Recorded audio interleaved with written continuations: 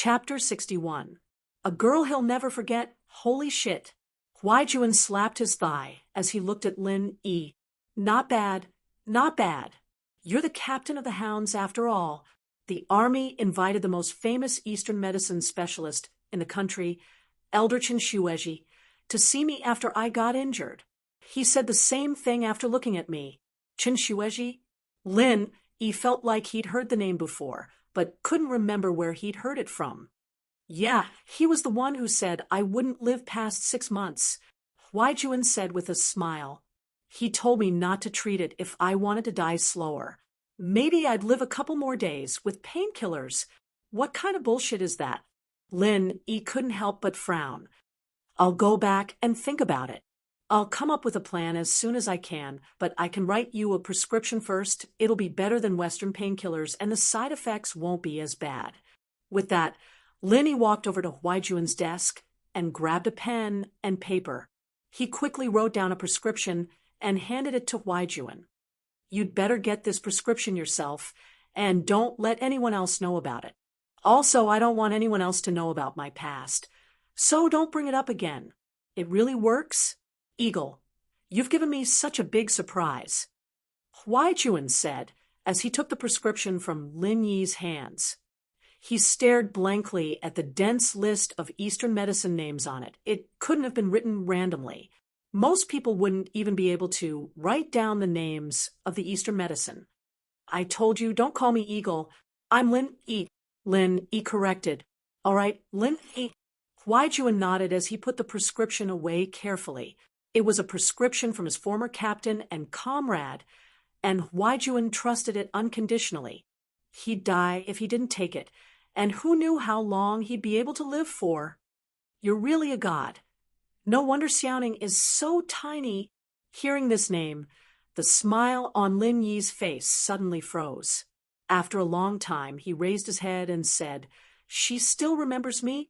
She asked about you the last time I saw her. Hwai Juan said with a nod. Perhaps I'm just casually asking. Lin Yi bitterly smiled. The two of them were people from two different worlds, and it was impossible for them to be intertwined. Even if they were to be intertwined, they were destined to be separated. There was no such thing as equality between people. Lin Yi understood this very well. At least for now, Lin Yi didn't have the ability to give her a future. Are you trying to shirk your responsibility? Hwai Juan's expression was agitated as he glared at Lin Yi. Hwai Juan's weird reaction surprised Lin Yi, but Lin Yi seemed to understand something in an instant. You like her? Hwai Juan fell silent under Lin Yi's question. After a while, he finally spoke up. There wasn't a single person in the suicide squad who didn't have feelings for her, but this was also an acknowledgement of his thoughts. She's quite a good match for you. Lin Yi knew about Hwai Juan's parentage. They were a good match, weren't they? What do you mean? Hwai Juan jumped up as if his foot had been stepped on. He pointed at Lin Yi with a dark expression. What kind of person do you think I am? You can't bully a friend's wife. Hound wouldn't do something like that no matter how much of an asshole I am. She's not my wife. Lin Yi said faintly with a shake of his head. All right, I'm leaving. I'll leave Lingshan's matter to you. I'm sure it won't be a problem. With that, Lin Yi stood up and walked towards the door. I really want to kill you, Hwai Juan said as he aimed a punch at Lin Yi's back. Lin Yi didn't even turn his head as he grabbed his arm. As long as you can do it. Hwai Juan knew that the gap between him and Lin Yi wasn't small at all, and he let go of Hwai Juan's arm dispiritedly. Lin Yi, on the other hand, let go of Hwai Juan's arm and walked out of the office. Lin Yi's expression didn't change much, but his thoughts couldn't help but wander back to the days of war, the girl he met and parted with in his life. These 2 years, Lin Yi would often wake up from his training at night, sweating profusely every time. This was something that Lin Yi hadn't experienced ever since he started practicing the art of dragon mastery. But those melancholy eyes were like a demon in his heart, filling up Lin Yi's nights. Lin Yi couldn't help but wake up from his training every time he saw that sad and resentful gaze. It was a never-ending nightmare. Had he really forgotten about her? Obviously not. She was a girl that any man would never be able to forget for the rest of their lives. But Lin Yi knew very well that her radiance didn't belong to him. If the 17-year-old Lin Yi still had a trace of arrogance in him, the current Lin Yi understood the cruelty of reality. Going to her would only bring trouble to her and the people around her. They weren't of the same social class, and a nobody hitting on a princess was bullshit. From the moment Lin Yi was taken away by the police, Chief Chen's phone never stopped ringing. First, it was the headmaster of first school, Ding Bingong. Chief Chen was very careful with Ding Bingong's calls and promised him that he'd investigate the matter thoroughly. However, the people who called later were getting more and more important. First, it was Peng Zhan's Uncle Fu, and now it was Peng Zhan himself. Chief Chen had no choice but to call Ling Shan, urging her to solve the case as soon as possible. She had to be fair and just, and he couldn't let people talk behind his back. But the news he got from Ling Shan was that Huai Juan had just come back and taken Lin Yi away. Chief Chen had no choice but to call Huai Juan again. What? He's released already? Chief Chen was startled. Wasn't this Huai Juan a little too fast? Yeah, it was a gang that came to the school to wreak havoc, and it had nothing to do with Lin Yi. I told him to go back after I understood the situation. Huai Juan reported in his usual professional tone, "As long as you're fine." Chief Chen sighed in relief. He could answer to Bing Gong and Peng Zhan now. Chapter 62. A secret. Ling Shan blinked oddly at the calm and collected Huai Juan. She couldn't hold it in any longer. "Captain Yang, do you know Lin Yi? He looks like a friend of mine. I got too excited and made a mistake." Huai Juan said with a smile, "I hope you didn't get scared." Since Lin Yi didn't want him to reveal his identity, Huai Juan couldn't say too much. No. Ling Shan shook her head. What kind of friend could make Captain Yang lose his composure like that? But she didn't ask. Lin Yi was just about to flag down a taxi when Falbert's Bentley stopped beside him. Falbert poked his head out. "Get in, Mr. Lin." Lin Yi nodded, not bothering with pleasantries as he walked over and opened the door to the front passenger seat. He was surprised to find another man in the back seat, Peng Zhan. "Hello, Uncle Chu." Lin Yi greeted politely. "Are you all right, Lin Yi?" Peng Zhan asked, a kind smile on his face as he looked at Lin Yi. Lin Yi had always thought that Peng Zhan was being a little too nice to him. Was there some sort of secret behind all this? But since Peng Zhan wasn't going to talk about it, Lin Yi didn't press the issue. "It's nothing, just a couple of Communist Party members trying to cause trouble at school. I taught them a lesson, and the police let me go after understanding the situation." "That's good." Peng Zhan nodded. "Yao Yao situation. It's all thanks to you. I just heard about what happened yesterday from Li Fu. You did a great job. It's what I should do." Lin Yi, on the other hand, didn't think much of it. He'd taken Peng Zhan's money for free, after all. "Right, how are you getting along with Yao Yao? She didn't kick you out again, did she?" Peng Zhan felt a headache coming on at the thought of his daughter. "No, Yao Yao is very easy to get along with." Lin Yi smiled. Naturally, he wouldn't tell on Meng Yao in front of Peng Zhan. That would be pure idiocy. No matter how naughty Meng Yao was, Peng Zhan had nothing but love for her. It'd be hell if he got fired for talking like that. And so he decided to praise Meng Yao at the right time. When Falbert heard Lin Yi's words, he opened his mouth and wanted to say something, but in the end, he didn't say anything. Are you getting along well?" Peng Zhan seemed to be very happy with Lin Yi's words, a gratified smile on his face. "Yao Yao is actually a good kid, just a little headstrong. You just have to give in to her a little more."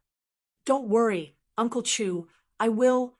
Lin Yi agreed without hesitation, but he remembered what the Baldy had said in the robber's car yesterday. "Uncle Chu, there's something I should talk to you about." Lin Yi hesitated before deciding to talk to Peng Zhan. "There's something I should tell you. Uncle Chu." "Oh." Peng Zhan paused. then smiled. What is it? Just say it. It's about what happened yesterday. It's about the bank robbery. Lin Yi said. How about this? Let's find a place to talk about it. Faubert isn't an outsider, but he's driving. I don't want him to be distracted. Pengzhan nodded. Okay. It seemed like Lin Yi wouldn't be able to go to school today, so he might as well not go. Mr. Chu, are we going home? Faubert asked. Yes, let's go home, to the villa by the bay. Pengzhan ordered. The villa by the bay was Pengzhan's private villa, but he was always busy with business and didn't go home often. Most of the time, the villa was empty. Meng Yao, on the other hand, lived in Pengzhan's villas in the city for the convenience of going to school. The villas were built by Pengzhan Industries, and Meng Yao, of course, lived here because Yushu lived here as well. The two had been best friends since elementary school, and their relationship couldn't get any tighter than that. Pengzhan's villa, on the other hand, was built in the suburbs, taking up a large piece of empty land. It was surrounded by green grass and flowers, and there was a road in the middle that led to the main building of the villa. Of course, this was private property, and outsiders weren't allowed to enter. Upon entering the door, Faubert shone a laser card on the door, and the door opened slowly. Lin Yi glanced at the brand of the door opener. It should be the most advanced rolling code opening system in the world. Even if the card was lent to someone else, it wouldn't be able to be duplicated. The code between the door opening system and the card was unique, and the MCU in the card calculated the code and fed it back to the door opening system. But it wasn't unbreakable. Of course, Lin Yi didn't mention it because this was considered very safe for civilians. But if yesterday's incident wasn't investigated properly, then Lin Yi would have to do some security upgrades to Meng Yao's villa. He couldn't guarantee that he'd be by Meng Yao's side 24 hours a day. The car stopped in front of the villa, and Faubert got out. He opened the door for Pengzhan and Lin Yi and returned to the car after Lin Yi and Pengzhan got out. Faubert isn't coming in with us? Lin Yi heard from Pengzhan that Faubert wasn't an outsider, so he asked. He's going to park the car in the garage, and he'll be back soon. Pengzhan could tell what Lin Yi was thinking, and he patted Lin Yi's shoulder with a smile. Li Fu has been with me for more than 10 years. If there's anything urgent when I'm not around, you can just tell Faubert. Lin Yi nodded. Faubert must be a very trustworthy person if Pengzhan said so. The decorations in the villa couldn't be considered luxurious, but it wasn't the kind of luxurious ones. Instead, it leaned towards elegance and classicalness.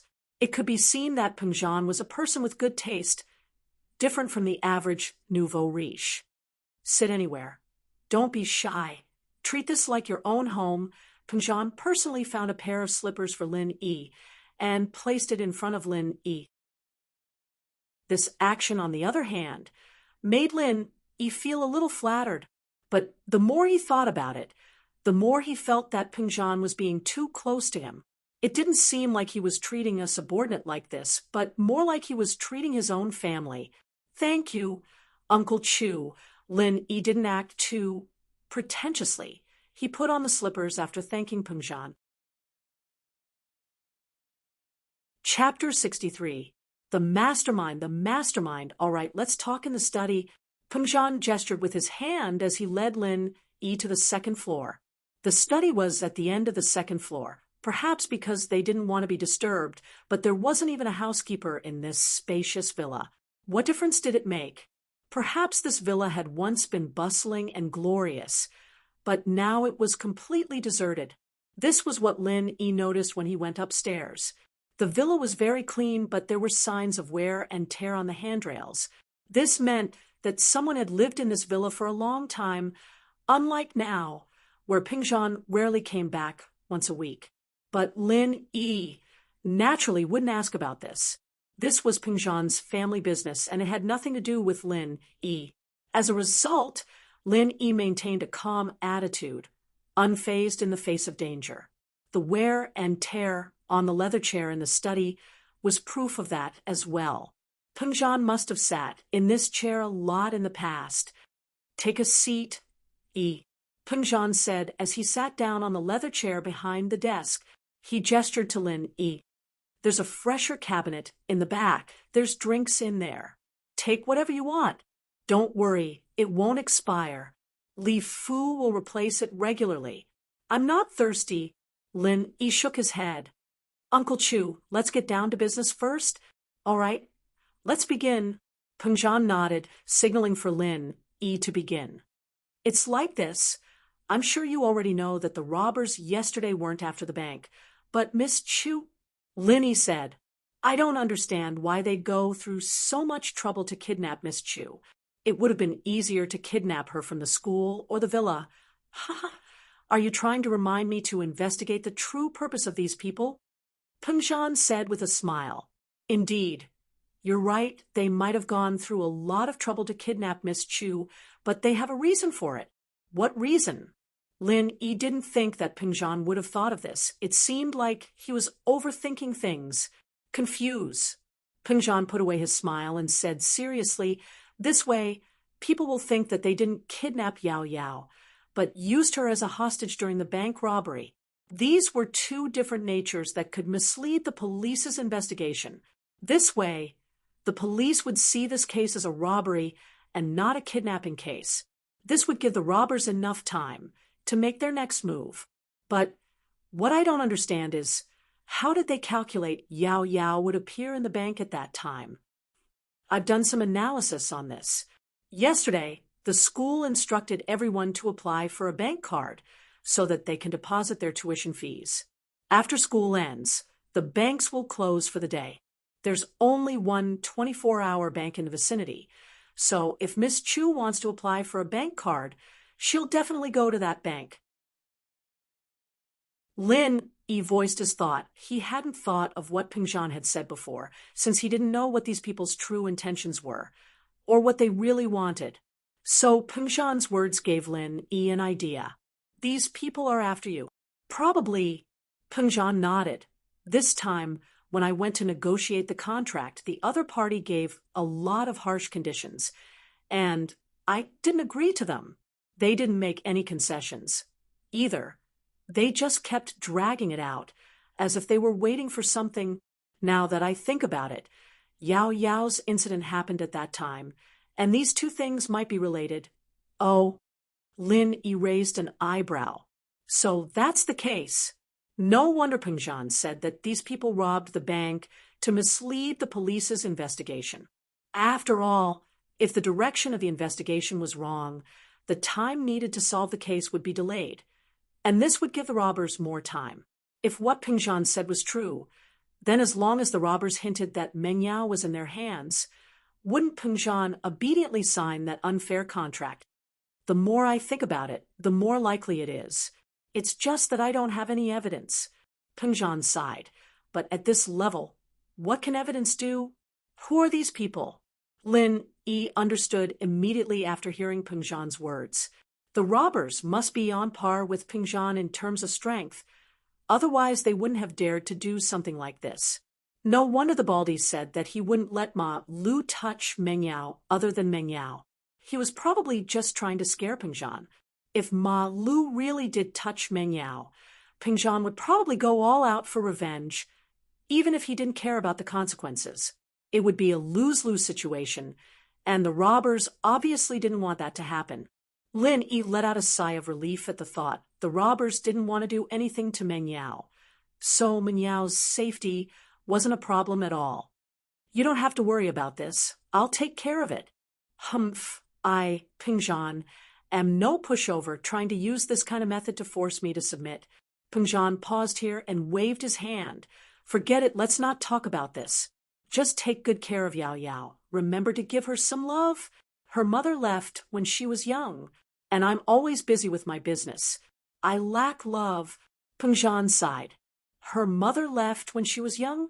Lin Yi sighed to himself. The miss was really pitiful, losing her mother at a young age and having a busy father all day. What was the difference between that and having no parents at all? Lin Yi was an orphan as well. Naturally, he could understand the bitterness of the situation. He nodded. Don't worry, Uncle Chu. I can understand Miss Chu's feelings. Forgive me. What an evil word game. When Lin Yi heard Pengzhan say that Meng Yao's mother left, he thought that her mother had passed away. The word left did indeed have that meaning. But in reality, what Pengzhan meant was that the Mrs. Mother had really left, not died. That's why Lin Yi made such a huge mistake. Yes, that's why I asked you to come and keep her company. You two, forget it. Let's not talk about this for now. It's a bit sudden to talk about it now. It's not too late to talk about it in the future. Pengzhan hesitated, deciding to talk to Lin Yi about his father and elder Lin's decision later. He was afraid that Lin Yi wouldn't be able to accept it right now. Lin Yi didn't know what Pengzhan wanted to say, but since he said to talk about it later, Lin Yi couldn't ask anymore. He could only wait for Pengzhan to take the initiative to tell him. Since these people aren't after Miss Chu's life, then I'm relieved. Lin Yi thought to himself, it'd be terrible if the miss died beside him. Not only would he lose his salary, but he'd also have to take responsibility for it. More importantly, no one had died beside him before. Chapter 64. Quick detection. Faubert's voice came from outside the study not long after the two were done talking about Meng Yao's family. Lin Yi wasn't sure if he'd waited for the two to finish their conversation before knocking, or if he'd just happened to come up at that moment. Pengzhan had said that Faubert was a trustworthy person, but Lin Yi had the feeling that Pengzhan was hiding something from him. He'd asked Lin Yi to accompany Meng Yao, not just for a study companion, a babysitter, and a bodyguard, but for a deeper reason. Pengzhan didn't say what it was, and Lin Yi believed that Faubert wasn't privy to it either. Pengzhan was probably the only one who knew. Mr. Chu, I've parked the car. May I come in? Come in. I was just talking to Yi about yesterday's incident, Pengzhan said. Faubert pushed the door open and sat down on the sofa beside Lin Yi. We were talking about why the kidnappers chose the bank earlier, and he said that it's because the school requires every student to get a bank card to save their tuition and fees. Pengzhan continued the topic when he saw Faubert come in. From this, we can see that there's someone in Yao Yao's school. The kidnappers wouldn't have chosen this time to rob a bank. Yes, Lin Yi nodded. That's what I was thinking, too. Besides, I think this person should be a staff member of the school, not a student. Only a staff member would know about these things beforehand, and by the time the students knew about it, it'd already be time for school to end. It'd be too late for the kidnappers to make preparations. Not bad. Pengzhan nodded approvingly, pleased with Lin Yi's intelligence. I'll look into the school as well. But never mind, let's not talk about that. What, is there a problem? Isn't Uncle Chu one of the directors of the school? Lin Yi asked, curiously. Shouldn't it be easier for Pengzhan to look into things in the school? I'm a trustee. Yes, but there are 3 trustees in the school, and each of them owns a portion of the school's shares. You can imagine how difficult it would be to investigate. Pengzhan didn't hide it from Lin Yi, since it wasn't anything confidential. I see. I'll keep an eye out when I go to school then, Lin Yi said after listening to Pengzhan's explanation. At this point, Lin Yi had a general idea of what was going on. The kidnappers didn't want Meng Yao for money or her life, but they wanted to use Meng Yao to force Pengzhan to compromise on their business partnership. Moreover, the kidnappers did not choose other places to carry out the kidnapping completely to confuse the police and delay time. If Pengzhan's daughter had been kidnapped, one could only imagine how much effort the police would put into searching for the kidnappers. Meng Yao would have been found by the police before they could achieve their goal. It was true that Huaijuan had taken over the bank robbery case as soon as he'd returned to the criminal police, but the case was a piece of cake for Huaijuan. Huaijuan made a call to the city's command center and pulled up the surveillance footage from the streets around the bank yesterday. Lingshan only realized how stupid she was at this point. Digital Qinghuan had only been used in Songshan for less than a month, but Huaijuan's sharp senses had memorized all this information. Digital Qinghuan, also known as Digital City Management, referred to the use of information technology and mobile communication technology to process, analyze, and manage all of the city's components and incidents. It was an information technology that promoted the modernization of city management. The city management department had installed surveillance cameras on every main street, monitoring the area around the clock to monitor the sanitation, traffic flow, and so on. Ling Shan had thought of going to the traffic police to get the recordings, but unfortunately, the traffic police's recording equipment only worked when the traffic lights were red, and they could only record cars that broke the rules. The equipment was off at other times. Ling Shan had no choice but to give up. What she didn't expect was for Huai Juan to think of using the surveillance footage to solve the case. It seemed simple enough, but it only meant one thing: she wasn't careful enough. Things that seemed to be insignificant to the job often played an unexpected role at the critical moment. With the surveillance video, everything became much easier. Because the city management's round-the-clock surveillance camera had just been activated recently, it was still in the trial stage. Not many people knew about it, so the kidnappers couldn't possibly know about it. In fact, they didn't know about it either. On the road that Zhang Xiaoying was responsible for, not long after the first song, a 7410 car left. A second commercial van with the license plate of song A74110 passed by. Without a doubt, this was the car that the robbers were in. What happened next was that they followed the clues and locked onto the approximate location of the kidnapper's car. The reason for the approximate location was because the surveillance cameras were only installed in the city and not in some of the more secluded streets. They could only use the footage to determine the location of the kidnappers. But even so, it was more than enough. The search was much easier now that the area had been narrowed down to a certain extent.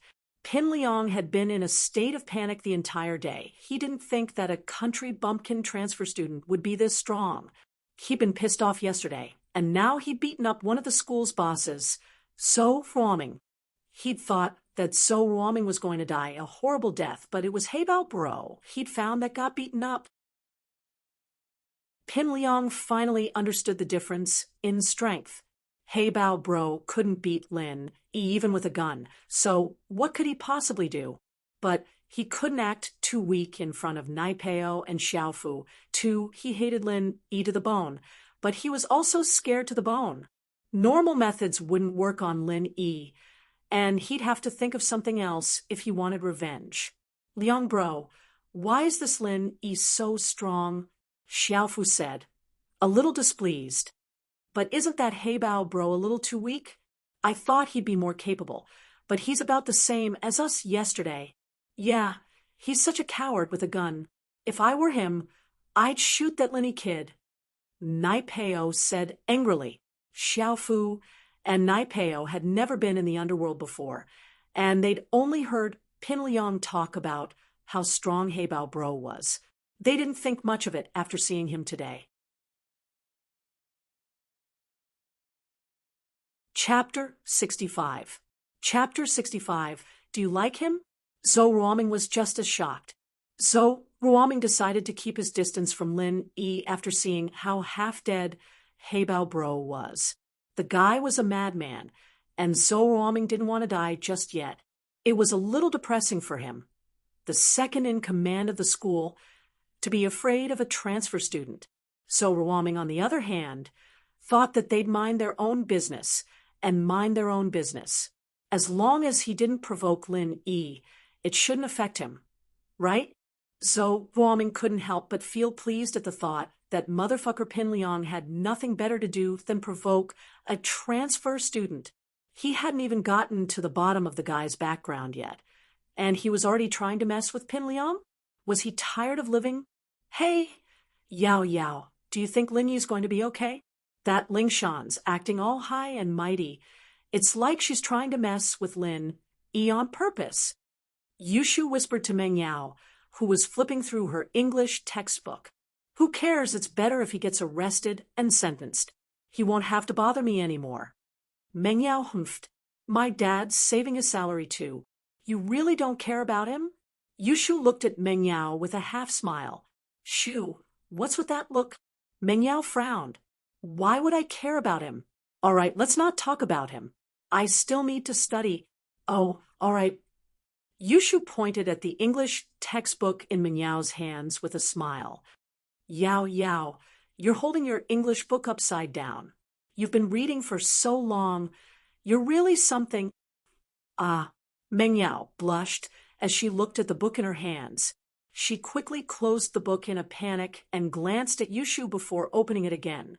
She pouted. All right, I just don't want anything to happen to him because of me. After all, I'm the one who started this. I'm the one who told him to deal with Pin Liang. I've already called Faubert. He'll take care of it. Ha! Yushu smiled, but her face was full of doubt. Yushu's smile made Meng Yao feel a little uncomfortable. She shrunk her neck, feeling that Yushu was staring at her with a burning gaze. However, Yao suddenly thought of something. Oh, right. On the other hand, Student Shu, you seem to be more concerned about Lin Yi than I am. Have you fallen for him? Me? Yeah, I like him. So what? Yushu grinned at Meng Yao as if it wasn't something embarrassing. Yushu let out a breath of relief when she heard that Meng Yao had contacted Faubert. She knew what Faubert was capable of in Songshan, and she'd wanted to call her grandpa. Ha! Meng Yao's mouth was agape as she stared at Yushu in disbelief. You like him? Ha! I like him. Why are you in such a hurry? Can't even speak properly? Are you jealous? Yushu giggled as she looked at Meng Yao's face. Jealous? If you like him, then go after him. I bet that guy's so pretty he's got snot coming out of his nose. Meng Yao's expression changed to one of disapproval. All right, then I'll go after him. Don't regret it later. Yushu said with a serious face. Who'll regret it? Huh? Meng Yao shook her head nonchalantly, but the words made her feel a little uncomfortable. She didn't know why, but it made her feel uneasy. I'm lying. Ha! Yushu didn't continue after seeing that she wasn't teasing Meng Yao. I just don't like Ling Shan. She can't touch one of our people if she wants to. Yeah, Linny may be my follower, but he's still one of my people. Meng Yao didn't know why, but she let out a sigh of relief after hearing Yushu's explanation. It was an inexplicable feeling, but Meng Yao didn't think too much about it. Pin Liang looked calm and collected in front of Naipeo and Xiaofu, but he was actually more afraid than anyone else. It wasn't that he was afraid of Lin Yi's revenge, but that Heibao Bro would drag him out of the police station. He'd become the mastermind of the whole thing, and who knew if he'd be dragged into this? His father would definitely punish him severely, and he might even have to transfer schools. Pin Liang was getting more and more annoyed when he saw Meng Yao and Yushu talking and laughing not too far away. He was a famous person in the school, but he didn't even have a girlfriend. What a joke. So Ruoming, on the other hand, had gone through so many girlfriends by now that he was a tyrant in the school. He heard that he was going after some commoner beauty, Tang Yun. Truth be told, Pin Liang only started paying attention to Tang Yun after hearing that Zhou Ruoming was going after her. She was a beautiful girl, and although she was wearing a school uniform, it couldn't hide her beauty. Compared to princesses like Meng Yao and Yushu, however, she was still a little lacking. Meng Yao and Yushu were from prestigious families, and they had luxurious cars to and from school. Tang Yun, on the other hand, wasn't as eye-catching as Meng Yao and Yushu. Meng Yao and Yushu were from prestigious families, and they had luxurious cars to and from school. Tang Yun, on the other hand, wasn't that eye-catching. Her body was even better than Meng Yao and Yushu's, but Meng Yao and Yushu's statuses were higher than theirs. Pin Liang, on the other hand, wasn't afraid of other flies getting to her first. In this school, he was the only one who dared to go after Meng Yao. As a result, Pin Liang wasn't in a rush. He had enough patience to take Meng Yao down. It was just that Lin Yi's appearance had ruined his original plan. He'd called Heibao Bro to school in a fit of rage, not caring about the consequences, And even more so when Heibao Bro pulled out his gun. Everything had changed in an instant, from a gangster wreaking havoc in school to a gang member with a gun. Pin Liang was afraid that Heibao Bro wouldn't be able to take it anymore. And if that happened, he might not even be able to stay in school, let alone pursue Meng Yao. Lin Yi walked out of the police station and looked at his phone. It was already 11 in the afternoon. There weren't any classes at this time, and he was worried about Huai Juan's injury. He'd come in a hurry, and he hadn't brought any Eastern medicine books with him. Lin Yi hesitated and hailed a taxi to the biggest bookstore in the city. Young man, the biggest bookstores in the city are Xinhua Bookstore and Xuehai Bookstore. They're about the same size, but what kind of books are you looking for? The taxi driver asked. Oh, what's the difference between the two bookstores? I'm looking for medical books. Lin Yi's old man had brought his books back from the city, and he'd never bought them himself. Chapter 66. The dean of medicine, Lin Yi, parked his car in front of Scholar C bookstore, surprised that they'd pass by Songshan First High School on the way. The school was only one stop away from the bookstore, and he'd be able to walk back to school after buying the books. Lin Yi paid the driver and walked into Scholar C bookstore. He made a beeline for the medical section after asking the salesperson at the door for directions. There weren't many people in the bookstore at this hour, and even fewer in the medical section. There was only an old man who looked like a pedant flipping through some books in front of a bookshelf. Lin Yi followed the labels on the shelf and found the book he was looking for. There were a couple of uncommon herbs in there, and Lin Yi wanted to confirm them. Huai Juan's internal injuries were complicated, and his bodily functions had been completely messed up under the effects of the painkillers. He didn't know why he wasn't dead yet, but there had to be a master taking care of his body. After all, Huai Juan's family was a force to be reckoned with. You like Eastern medicine, young man? He didn't know when, but the old man had walked up to Lin Yi, looking at the book in Lin Yi's hands as he asked, I've done some research. Lin Yi smiled and nodded at the old man. Are you a student from a medical university nearby? Young man? The old man didn't seem like he was going to let the matter drop. No, I'm a student from Songshan First High School, Lin Yi replied, casually. He didn't dislike the old man at all. He could tell that the old man was the academic type. Lin Yi wouldn't have bothered to say a word to the old man if he were the type of person who'd use conversation to achieve his goals. Oh, a high school student? The old man was a little taken aback by Lin Yi's words. There were very few young people who were interested in Eastern medicine these days. There were some students from medical universities who'd come to the bookstore to look up information for exams, but they didn't have much interest in Eastern medicine.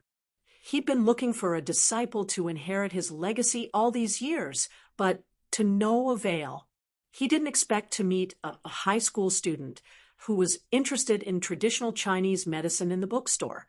There were quite a lot of students in the medical college who studied traditional Chinese medicine, but most of them were inclined to Western medicine. They just wanted to broaden their knowledge by studying traditional Chinese medicine.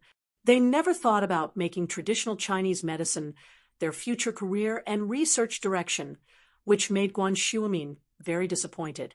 To inherit his legacy, he must first be interested in TCM.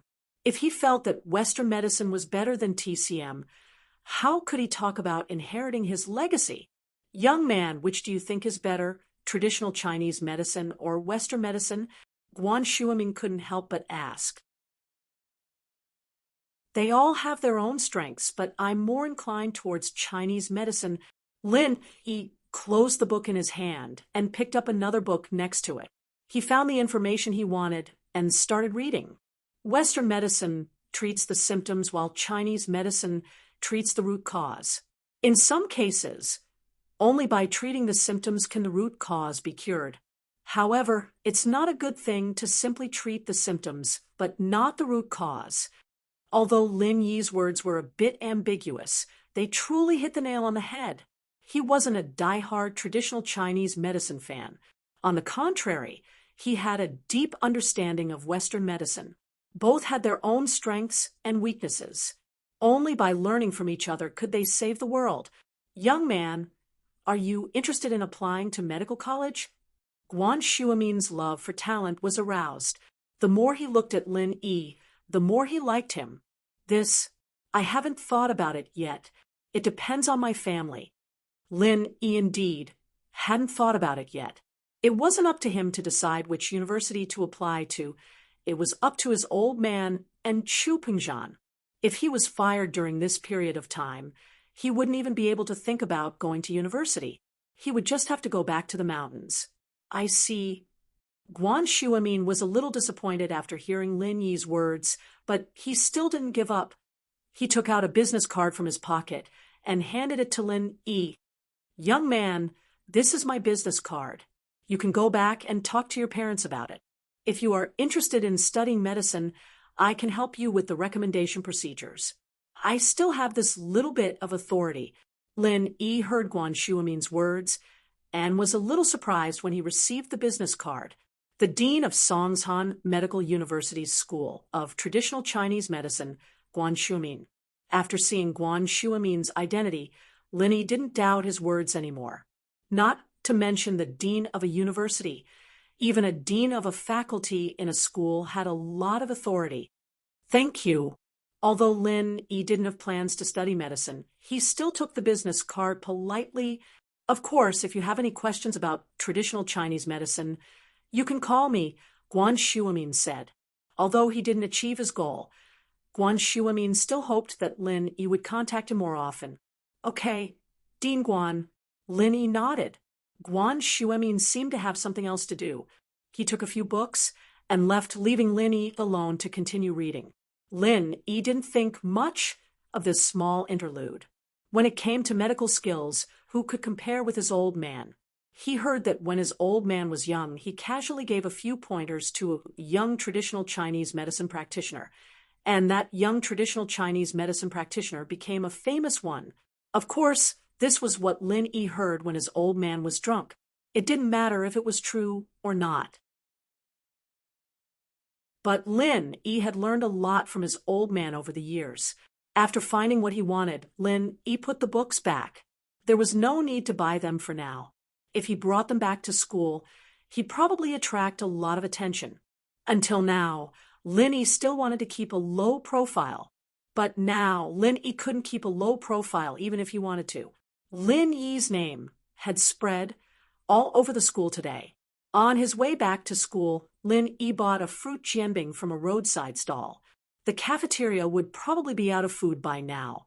Lin Yi went straight to the classroom and saw Meng Yao and Yushu both sitting at their seats, still watching Happy Goat and Big Big Wolf. Yushu looked up at him when he entered the room and poked Meng Yao with her finger. Meng Yao raised her eyelids, but returned to the MP4 in her hands. Lin Yi ignored them and went back to his seat. Hey, Yao Yao, Shield Bro's back. He doesn't look like he's been tortured. Yushu said.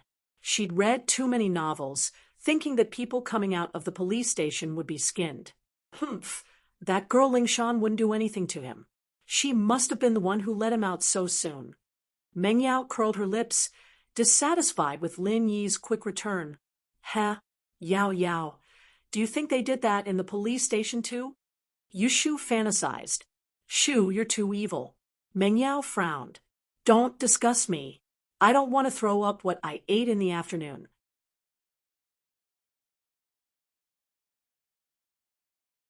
Chapter 67. Changing classes? Boss, are you all right?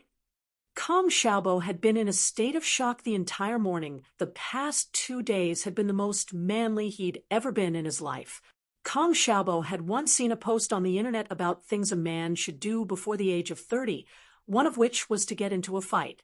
Kong Xiaobo had thought that he wouldn't be able to do it, but it happened right before the college entrance exams. Kong Xiaobo was in a bad mood during recess and almost went to the police station with Lin Yi. But Lin Yi stopped him in time with a glance. Lin Yi didn't mind anymore. He was here on a mission from old Lin anymore. It was a mission that didn't make any sense to him.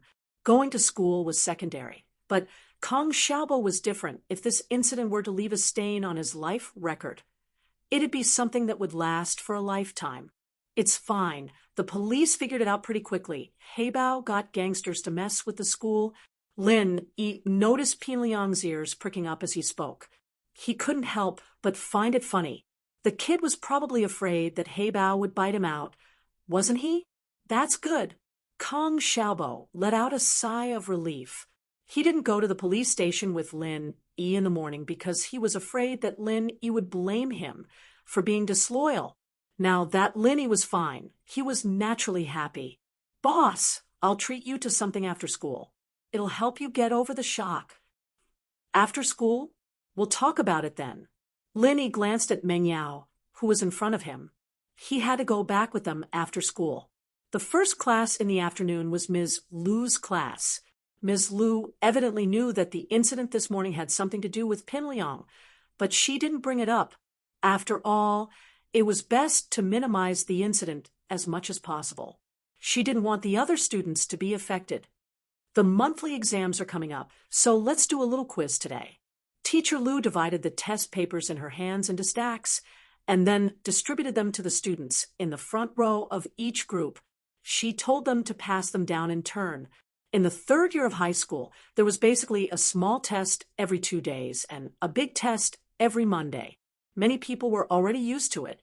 Although what happened in the morning brought a ripple to the dull and boring study life, there was no extra time to think about things that had nothing to do with study in the short term of high school life. Although what happened in the morning brought endless shock to the first and second year students, for the third year students, it was just a small interlude in their intense study. Of course, the few delinquents who didn't study were an exception. It was an English test paper that was passed to Lin Yi. English was Lin Yi's strong suit. Lin Yi was not only proficient in English, but he was also proficient in many languages around the world. This was also a requirement for the mission. Lin Yi didn't want to show off too much. In this key class of a key high school, maintaining an average standard was enough to get into a good university, so Lin Yi didn't need his results to be too good. After all, it was to accompany Meng Yao to study, and he didn't know when he would finish. So when Lin Yi answered the questions, he purposely made some mistakes and asked Kong Xiaobo to help him hand it in after class. Boss, how was the test? The questions were pretty hard this time. There were a lot of new words that I've never seen before. Kong Xiaobo's results weren't outstanding. It was just average. It's just SO. Lin Yi smiled. Not too good. The education in the city is definitely better than in the village, so the questions will be more difficult. Kong Xiaobo thought that Lin Yi wasn't used to it yet, so he comforted him. It'll be fine once you get used to it. Okay. Lin Yi nodded. He couldn't explain much to Kong Xiaobo. Although Lin Yi felt that Kong Xiaobo was a good friend, he couldn't tell him about his own matters. After all, they weren't from the same world. During the second class in the afternoon, someone from the teaching office came to inform them that Jifeng was looking for Lin Yi, Pin Liang, Gao Xiaofu, and Nai Peo. Lin Yi didn't say anything and walked out of the classroom. Kong Xiaobo, on the other hand, was worried that the school would punish Lin Yi because of this. After all, it wouldn't be worth it if he got punished when he was about to graduate. But Lin Yi didn't think that way. First, he had something on Jifeng, and second, he was just accompanying the princess to study. The files were all fake, so he didn't care if they punished him or not. Pin Liang's expression changed as he stood up after some hesitation. Xiaofu and Nai Peo followed suit, walking out of the room as well. Pin Liang stopped at the door and said to the two, if Jifeng asks about what happened this morning, we'll just say, we don't know anything. Just say that Heibao Bro doesn't know what happened with Lin Yi, and that we only know Heibao Bro. He asked us who Lin Yi was, so we pointed it out to him. The rest has nothing to do with us. Gao Xiaofu and Zhang Naipeo were worried that the school would punish them because of this. After all, their family backgrounds weren't as strong as Pin Liang's. Pin Liang might be fine, but they might become the scapegoats. They nodded immediately upon hearing Pin Liang's order. Pin Liang looked at Lin Yi's back and clenched his fists hatefully. He'd lost so much face today, and it was all because of this transfer student. He didn't expect Lin Yi to be this strong. It seemed like his usual method of talking with his fists wasn't working anymore. Ji Feng, on the other hand, knew that Pin Liang and the others were making things up after listening to their story. He'd already gotten news from the police that He Bao was the security captain of Pin Liang's father's nightclub. A security captain coming to school to cause trouble for Lin Yi? Ji Feng wouldn't believe that this had nothing to do with Pin Liang, but he'd asked the principal for permission. And because of Pin Liang's family background, he decided to keep it low-key. He Bao had already taken responsibility for everything at the police station, and Ji Feng didn't need to offend anyone anymore. He told Pin Liang and the others a few words before letting them go. When only Lin Yi was left, Ji Feng didn't ask about what happened this morning. It was obvious that Lin Yi had nothing to do with it, so there was no need for him to ask.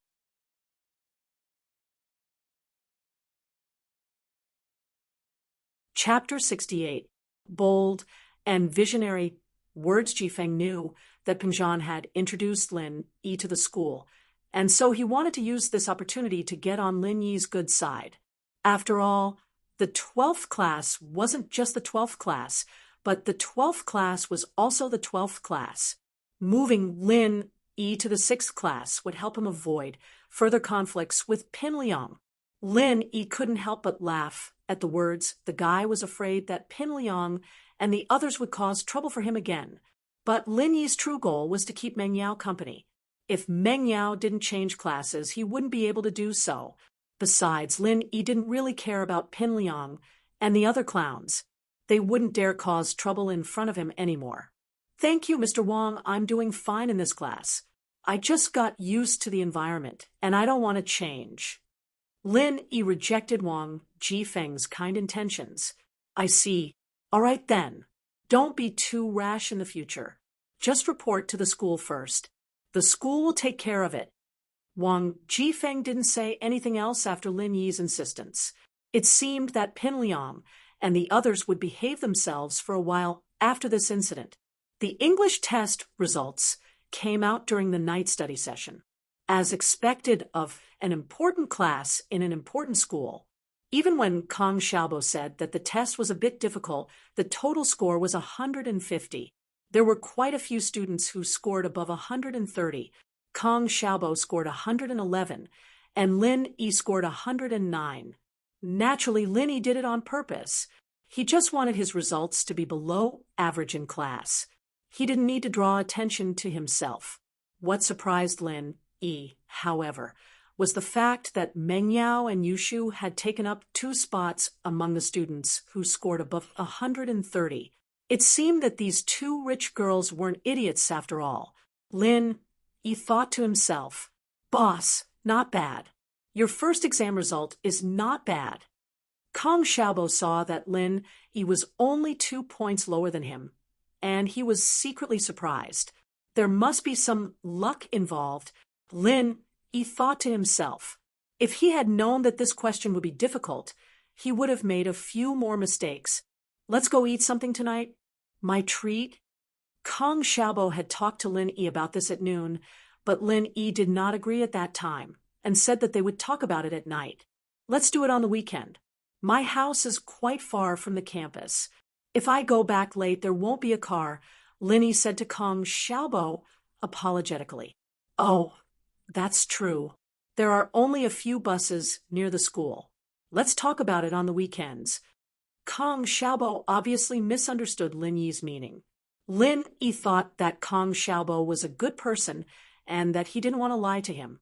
But Lin Yi didn't want to expose the misunderstanding. Lin Yi really did mean that Meng Yao's villa was quite far from the school, and Falbert's car wouldn't be waiting for him all the time. There would be no car if he went back late. Lin Yi and Kang Xiaobo walked out of the school gate together after school. He watched Meng Yao and Yushu get into Falbert's Bentley from the corner of his eyes before turning to Kang Xiaobo. I'm going to see you tomorrow. See you tomorrow. Kong Xiaobo was in high spirits today. He'd wanted to have dinner with Lin Yi and drink some wine, but Lin Yi didn't have the time. He had no choice but to give up on the idea.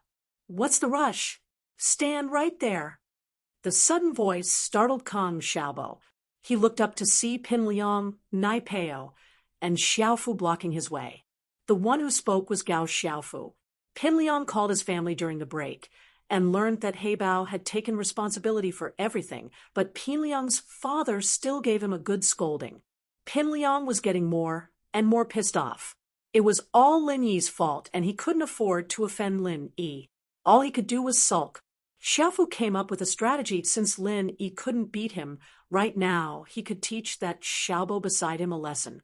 The kid had been pretty cocky yesterday on the balcony, and now he'd gone up there and kicked Heibao Bro in the crotch.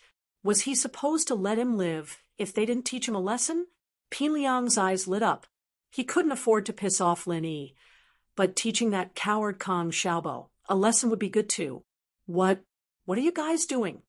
Kong Xiaobo had become a man these 2 days, but that was only because he had Lin Yi with him. He was the only one left, and he'd have to be tough even if he wanted to. It was obvious that the three were up to no good, and Kong Xiaobo felt a wave of fear rise in his heart. What are you doing? Don't you know what you've been doing these 2 days? Pin Liang smiled coldly as he reached out and patted Kong Xiaobo's face. Kong Xiaobo, I never knew that you were a hidden character. What did I do? Kong Xiaobo knew that even if he begged for mercy, it wouldn't do anything. Since he was already enemies with Pin Liang, he might as well go all the way. At most, he'd get beaten up, but he wouldn't be able to kill him. Puffed! You're talking tough, aren't you? Pin Liang looked like he had Kong Xiaobo in the bag. What? You dare to do it, but you don't dare to admit it? Or is it because that transfer student's backer is gone, and you're not confident anymore? Pin Liang was finally able to vent his anger, but he felt a little sullen when he thought about it. He had to bully a normal student to vent his anger. Kong Xiaobo knew that he wouldn't be able to avoid the beating today. He was going to die either way, and he straightened his neck. Pin Liang, if you touch me today, I'll pay you back 10-fold, 100-fold. Come at me if you dare. With that, Kong Xiaobo closed his eyes, looking like he was going to die a martyr's death. Fuck, you're still so stubborn? Interesting. Brothers, what are you waiting for? Let's do it. Pin Liang saw that Kong Xiaobo wasn't begging for mercy, so he stopped talking to him. Liang bro. Xiaofu suddenly tugged at Pin Liang's sleeve nervously. What's wrong? Pin Liang frowned. What's wrong? Xiaofu pointed not far away. Panicking, Liang bro, look over there. What? Pin Liang looked impatiently at the direction Xiaofu was pointing at, and was shocked to see Lin Yi walking towards him with a smile on his face. But in Pin Liang's eyes, that smile looked like the smile of a demon. Why was he back? Didn't he leave already? Pin Liang was startled. This Lin Yi was a madman. What was he supposed to do if he waited for Lin Yi to arrive? As humiliated and angry as he was, Pin Liang didn't dare fight Lin Yi head-on. Fuck, revenge is a dish best served cold. I'll return the humiliation I received today 100-fold in the future.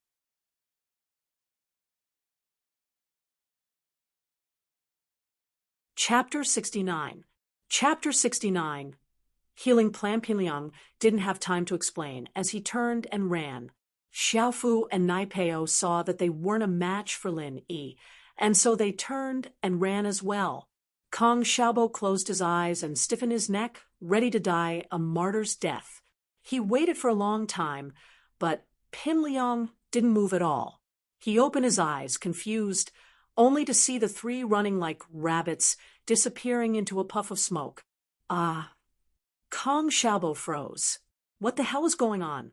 Could it be that when he'd shaken his body, unleashed his king's aura, and said, I'll pay them back 10 times, 100 times in the future, he'd scared Pin Liang and the others away? It couldn't be, could it? Didn't that make him the main character of a novel? A large hand landed on Kong Xiaobo's shoulder, just as he was recovering from his shock. Kong Xiaobo jumped and turned around, only to see Lin Yi smiling at him. What are you spacing out for? Ah. Xiaobo paused when he saw Lin Yi. He immediately understood why Pinliang and the others had turned tail and run. It wasn't because he'd unleashed his king's aura, but because Lin Yi was here and they'd run away. Let's go. There won't be any more cars later. Lin Yi patted Kong Xiaobo's shoulder before turning around and walking to the Falbert's parking spot. Lin Yi and Kong Xiaobo had separated earlier, and he'd noticed that Kong Xiaobo was surrounded by Pin Liang and the others. Lin Yi naturally knew that Kong Xiaobo wasn't Pin Liang's match, and so he went to help him. Kong Xiaobo took a deep breath, wanting to thank him, but Lin Yi was long gone. Kong Xiaobo clenched his fists. When would he become a man like Lin Yi? It had only been 2 days since he'd transferred here, and he'd already taught one of the big four Pin Liang a lesson. Lin Yi returned to Falbert's Bentley, a frown on Mignyao's face. She didn't say anything about Lin Yi getting in, but Yushu, on the other hand, smiled at Lin Yi. Shield bro, you're pretty good. Huh? Pin Liang and the others turned and ran when they saw you. Yushu's words told Lin Yi that she must have seen him helping Xiaobo from the car. Lin Yi smiled, unsure of what to say. See, Yao Yao? I told you Lin Yi's good at his job, right? With him by your side, Pin Liang won't bother you anymore. Yushu tugged at Mignyao's hand. He's not that much stronger than Pin Liang.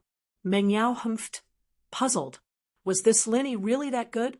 Subduing Pin Liang in 2 days? Humph, he's probably just a little better at fighting. Lin Yi was already used to Mignyao's attitude, and he didn't mind it at all. She was a miss after all, and it was always hard to please. As long as she didn't find him an eyesore, it was fine. He was here for a mission after all, and the reward was enough for him to eat for the rest of his life. Back in the villa, Lin Yi remembered the awkward scene from this morning as he looked at the tissue box on the living room table. Yushu was looking at him suspiciously, and Lin Yi knew that this wasn't good. She'd better not come up with something for him to do again. Lin Yi hurried back to his room. He'd looked up some books on medicinal properties and pharmacology in the bookstore today, and Lin Yi wanted to write them down while he still had an idea of how to treat Huaijuan. Huaijuan's entire body was in a mess under the effects of the medication. It was a combination of Eastern medicine and Western medicine.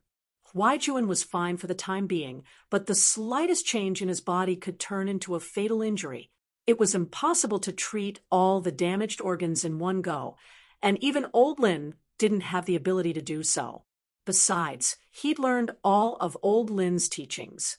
After taking Huaijuan's pulse today, Lin Yi had determined that the cause of Huaijuan's condition was a broken meridian. The meridians that connected the 5 viscera and 6 bowels of the body were broken, naturally affecting the function of the organs and leading to organ failure.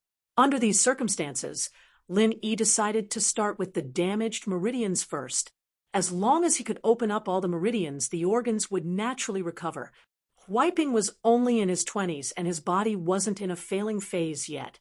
He could recover on his own. Lin Yi breathed out in relief after writing down a satisfactory prescription and treatment plan. Although Lin Yi was confident that he could help Huaijuan recover, he was still a little worried before he could come up with a feasible treatment plan. Lin Yi sighed. The art of dragon mastery he practiced wouldn't be so troublesome if he could let Huaijuan practice it. But he'd promised old Lin that he wouldn't tell anyone other than old Lin and his Shifu.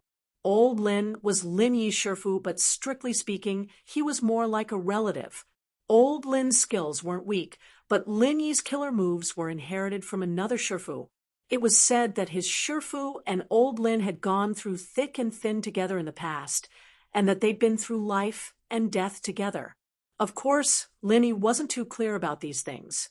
He only knew a little about them. A soft sound came from outside the room, and Lin Yi's sharp senses picked it up. Putting away the prescription and treatment plan, Lin Yi quickly dashed to the door. But Lin Yi breathed a sigh of relief. It was Falbert delivering dinner, and that sound was probably Faubert opening the door. Lin opened the door and walked out. Faubert, Mr. Lin, dinner's ready. Faubert nodded to Lin with a smile. Faubert left quickly after delivering dinner, and Meng Yao locked the villa's door. She glanced at Lin who was walking back to his room after helping Yushu lay out the food. She wanted to ask him to join them, but swallowed the words back down her throat. Lin was already in his room while she was hesitating. Humph, forget it if you don't want to eat. Meng Yao was a little angry. She'd asked him to eat with her yesterday, and now he'd gone back to his room? Lin would have screamed injustice if he knew what Meng Yao was thinking, and it was precisely because he was worried that the little miss wouldn't be agreed he'd helped Yushu lay out the food and went back to his room, waiting for the two of them to finish eating before he went back to his room. Lin didn't mind the two anymore. It was just like Kong Xiaobo said. There was a line of boys who wanted to eat Meng Yao and Yushu's leftovers at school. You're not going to ask Shield Bro? Yushu had wanted to ask Lin to eat with her, but she wasn't sure if Meng Yao would agree. Ignore him, we'll eat, Meng Yao said angrily at the thought. Oh, Yushu said, as she picked up her chopsticks. She pushed an open bottle of orange juice in front of Meng Yao all of a sudden. Yao, this is for me. You can have it. Meng Yao's face darkened at the sight of the orange juice, evidently remembering what happened 2 nights ago. She glared at Yushu. Shu, did you do that on purpose? Nah, I'm just being nice. Yushu blinked innocently with her big, watery eyes.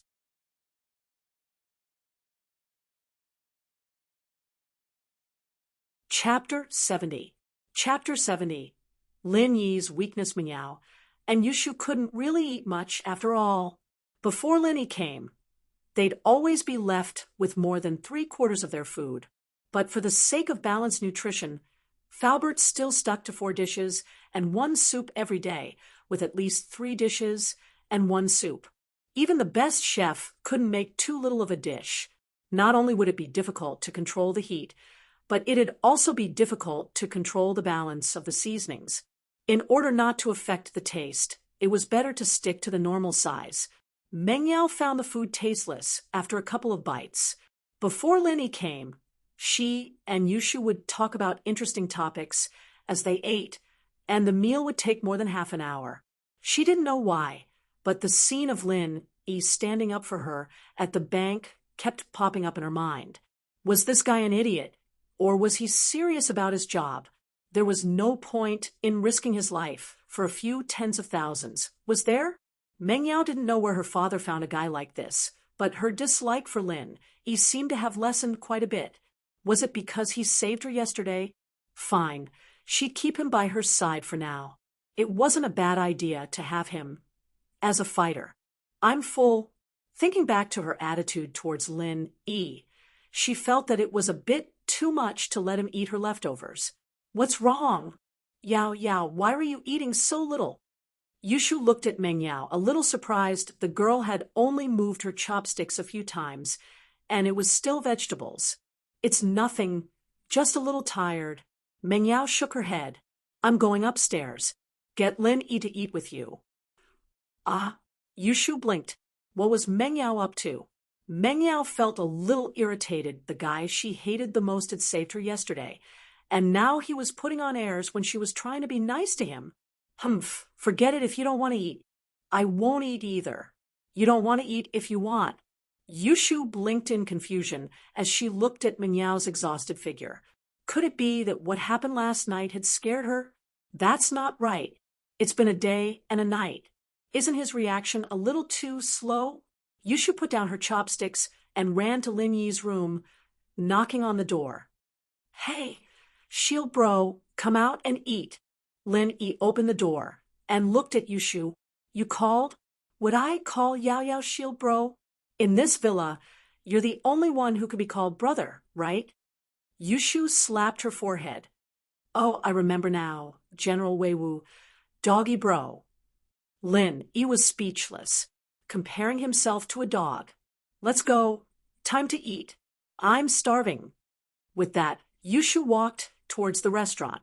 Lin Yi looked at the restaurant, but Meng Yao wasn't there. He followed Yushu in, puzzled. Where's the miss? You said Yao Yao. She said she wasn't hungry, so she took 2 bites and went upstairs. With that, Yushu pointed at the seat Meng Yao had been sitting at. Sit, hurry up and eat. The food's ready for you. Oh, Lin Yi looked at the table. The rice was already in front of him. Since Meng Yao had gone upstairs, Lin Yi didn't need to be courteous. Yushu was a little weird, but it wasn't a big deal. Gaga. Yushu looked at Lin Yi evilly as he picked up his chopsticks and put a mouthful of food into his bowl, shoving it into his mouth along with the rice. Joy blossomed in her heart, and she clenched her fists under the table. Yea, she'd tell Yao Yao later that she'd avenged her. She ate Lin Yi's saliva yesterday, and today Lin Yi used her chopsticks to eat the leftover rice. Lin Yi ate her saliva, and now they were even. Eat slowly. Here's some water. Yushu handed the orange juice to Lin Yi. Oh, thanks. Lin Yi really did feel like he was choking at Yushu's words. He took 2 sips of the orange juice and realized something was wrong. This orange juice. Oh, Meng Yao left after 2 sips, and I didn't want to waste it, so I gave it to you. Yushu said innocently as she looked at Lin Yi. Right? You wouldn't dislike her, would you? You wouldn't go rinse your mouth and vomit too, would you? Oh, Lin Yi replied, expressionless. He knew that Yushu was doing it on purpose, but it wasn't a big deal to Lin Yi. Back in the primeval forest, he'd basically used all his metal as weapons, leaving only a set of tableware for everyone to use. Lin Yi had long since developed this mentality. Plus, not everyone could just eat a beauty's saliva. Maybe that idiot Pin Liang would go for Meng Yao's spit if she wanted to, Lin Yi thought evilly. Yushu was a little disappointed that Lin Yi didn't have any reaction, but then she remembered that she'd taken a sip of the orange juice before. Didn't that mean? Yushu couldn't help but blush at the thought. But after diluting Meng Yao's saliva, there shouldn't be anything up there anymore, right? Yushu comforted herself. Yes, that must be it. Hey, Shield Bro, I'm thirsty. Get me a glass of water. Yushu ordered. She was starting to get a little salty. Go yourself. Lin Yi didn't even raise his eyes as he continued eating toilet paper, TV. Yushu coughed. Lin Yi rolled his eyes. This was a secret signal. What was with that? Lin Yi got up helplessly to get Yushu a glass of water. Yushu treated him pretty well, thinking about him even when she was eating. Lin Yi decided to hold it in. If Huaijuan knew that Lin Yi was serving the 2 misses all day, he'd probably be laughing his ass off. He poured Yushu a glass of water. Lin Yi knew that her glass was pink, so he was familiar with it. Thanks, Shield Bro, Yushu said sweetly as she took the glass from Lin Yi. Lin Yi didn't say anything as he continued eating. Yushu was thinking that a little coquettish might make Lin Yi more willing, but she didn't think that she'd be showing it to a blind man. It seemed that in Lin Yi's eyes, the braised chicken on the table was prettier than her own. In actuality, Lin Yi wasn't blind. Who wouldn't be tempted by a beauty in front of him? But he was here on a mission, and this was just a short reunion. After the mission was over, everyone would go their separate ways, and they might not meet again for the rest of their lives. Lin Yi didn't want to leave too many emotional ties behind. Besides, he was arranged by Pingzhan to accompany Meng Yao to school. What would happen if he messed with Meng Yao's best friend? One shouldn't be too much of a jerk.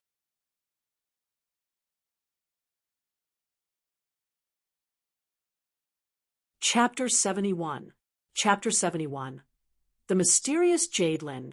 Iwena cleaned the table after dinner. Falbert used to take away the food containers the next morning, and someone would clean them up when they got to the hotel. Lin Yi, however, didn't like the greasy ones and decided to clean them up. Shield Bro, you're a good family man. Whoever marries you will be in luck. I'm going upstairs. Yushu encouraged Lin Yi before going upstairs. Marry me? Lin Yi felt a chill run down his spine. His first thought was that this girl had some sort of male chauvinist fetish. But Lin, he was used to Yushu's weird antics anymore. He didn't say anything about it. Lin, he put the containers back into the plastic bag before turning off the lights and heading to his room. The second 5-year period was drawing near, and Lin, he was starting to get impatient.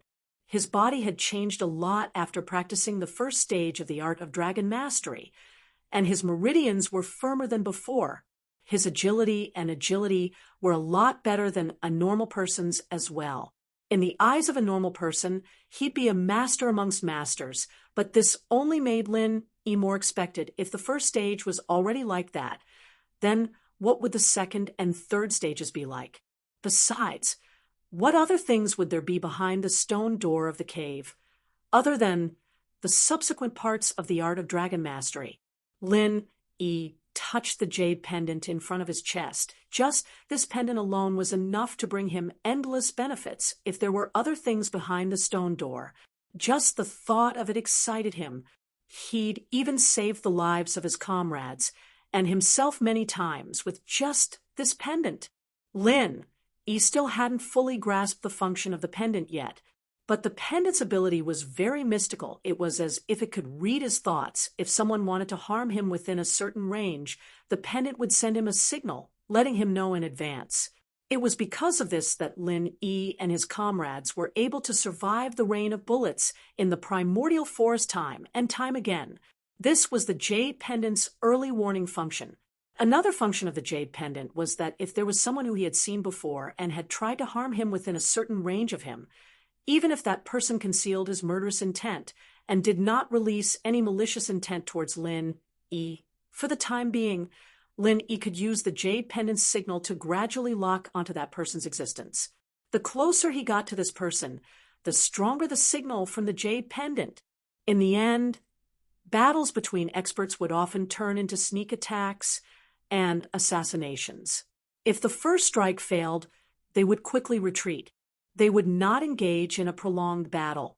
Those who had fought with Lin once, even if they escaped under the cover of Lin were still somehow found and killed by Lin As a result, Lin teammates called him Eagle.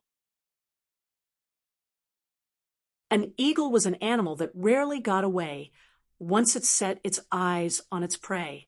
Of course, the jade had many other extensions. It could warn him of bad things, and it could warn him of good things as well.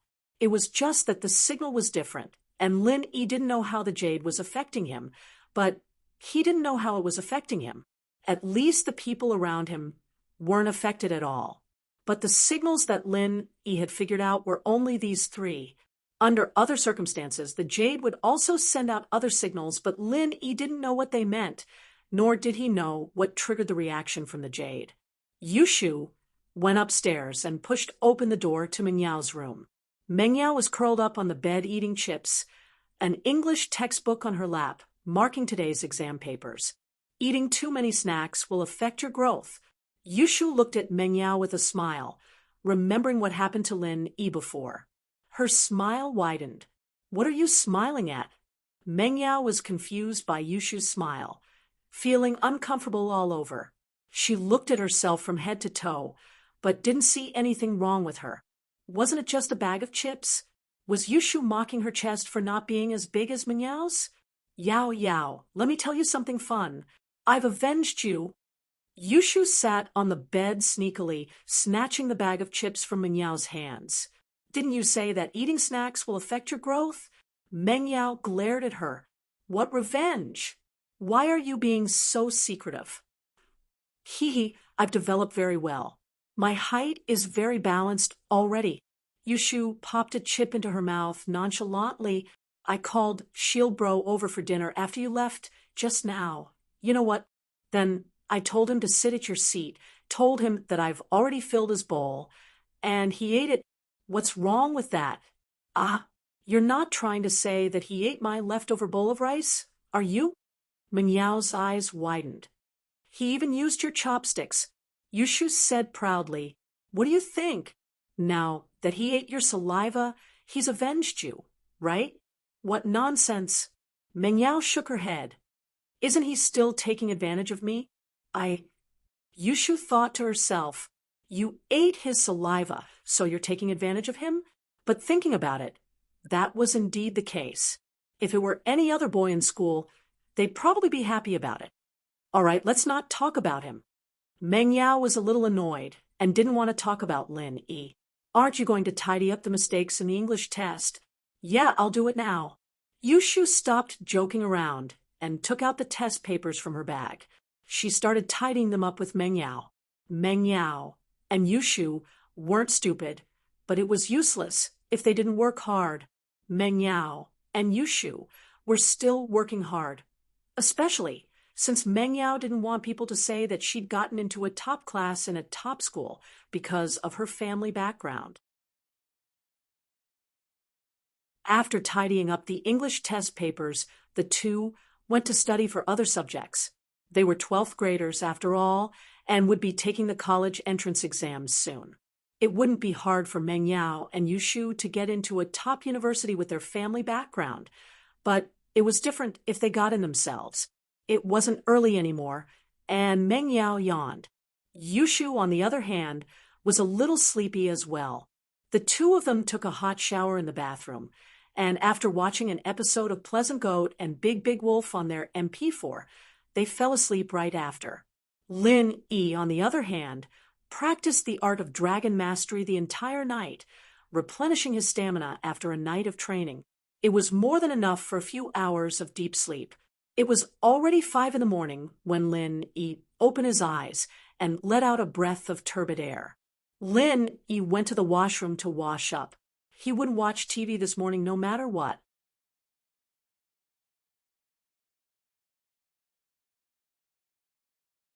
Chapter 72.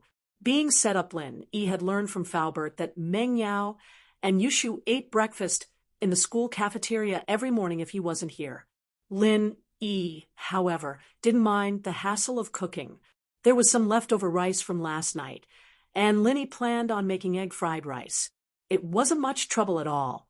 Lin Yi put on his clothes and left the room, heading towards the dining room. He opened the fridge and found a ham sausage and a couple of eggs. Lin Yi wasn't worried that these things would expire.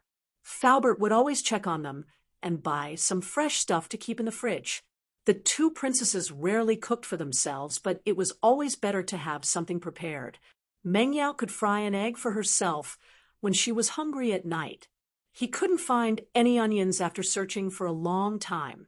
The price of onions had gone up ever since the tossing onion song, and Lin Yi had no choice but to give up on using onions. Egg fried rice was something Lin Yi always made at home, and it didn't take long before a pot of fragrant fried rice was ready. Lin Yi scooped a bowl for himself, quickly finishing it before tossing the bowl into the sink and putting it back on the rack. Lin Yi didn't want yesterday's incident to repeat itself either, so he decided to put the cutlery away after washing it. Perhaps he'd made some noise, but it wasn't long before Meng Yao and Yushu came downstairs in their pajamas, yawning and yawning. The two were wearing cartoon pajamas, looking very cute. It didn't seem to match their age, but Lin Yi understood when he remembered that they watched cartoons all the time. Girls, especially young misses, were a little childish. Still, the two beautiful legs beneath their pajamas made Lin Yi's blood boil. Couldn't these girls be a little more careful at home? Did they really think that he didn't exist? Didn't they think that he wouldn't push them down? Ugh. Not really. Wow. Shield bro, you prepared breakfast for us again. Yushu wrinkled her nose as she followed the scent to the kitchen. It's egg fried rice today. My favorite. Ahem. Meng Yao wasn't too happy with Yushu's obvious reaction. How could she let that Lin Yi get all cocky? Yao Yao, do you want some?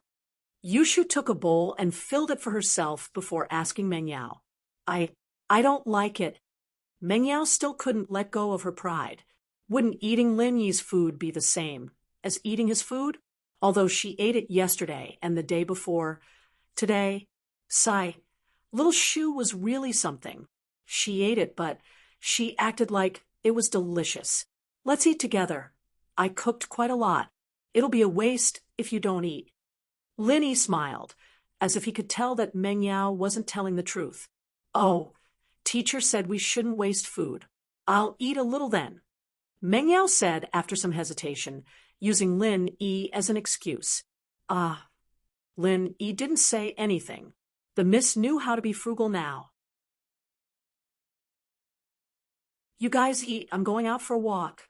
Linny said, worried that Meng Yao would feel awkward if he stayed.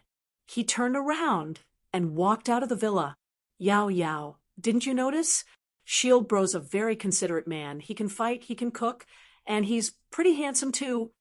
Yushu whispered to Meng Yao as she ate. Shu, are you serious? 2 bowls of noodles and 1 bowl of egg fried rice is enough to melt you? You're already speaking up for him? Meng Yao's eyes went wide as she looked at Yushu. You're not in heat, are you? You're the one in heat. Yushu blushed. I'm just afraid that someone else will get to him first, and you'll regret it. That fox Lingshan's pretty interested in Shield Bro. They've only known each other for 2.5 days, and they're already getting intimate with him. Him? Who cares? Meng Yao curled her lips.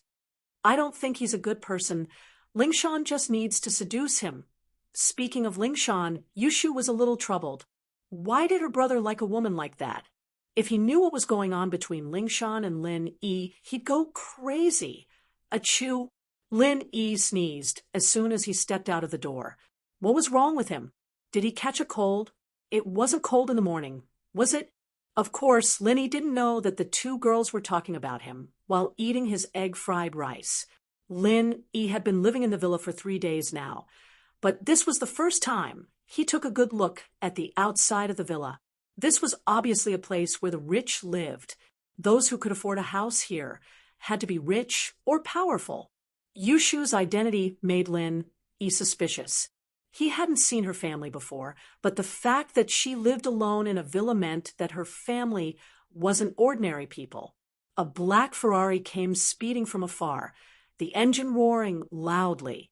When it got close to Lin Yi, the Ferrari slowed down noticeably. The person in the car looked at Lin Yi, confused. He'd seen almost all the young masters and ladies in the area, but Lin Yi didn't look familiar. The Ferrari stopped in front of Meng Yao's villa, and the driver rolled down the window. It was a young man. Hey, bro, you just moved here, right? The young man asked Lin Yi. Me? You could say that. Lin Yi didn't know who this person was, but since he didn't show any other intentions, Lin Yi gave him some face and replied, My name is Sun Ikai. If you have any trouble in the future, you can use my name. I'll take care of everyone in our Sea View Villa Bay. The young man said to Lin Yi. Okay, thank you. Lin Yi looked at the enthusiastic Sun Ikai and nodded. Although he didn't need anyone to take care of him, this Sun Ikai didn't seem to have any bad intentions, so Lin Yi wouldn't reject him. Sun Ikai saw that Lin Yi didn't seem to have heard of his name, so he smiled faintly and didn't say much. Bro, I haven't been to school for a long time. I have to go today. Let's meet another day. Goodbye. Lin Yi waved at him. Sun Ikai started the car and left. From Sun Ikai's words, Lin Yi also roughly understood that this Sun Ikai was probably very popular in society. Because he and Lin Yi lived in the same villa area, he took care of the people in the villa area. However, this could also be seen as a kind of showing off. In any case, this Sun Ikai wasn't very annoying, and Lin Yi didn't show anything to him.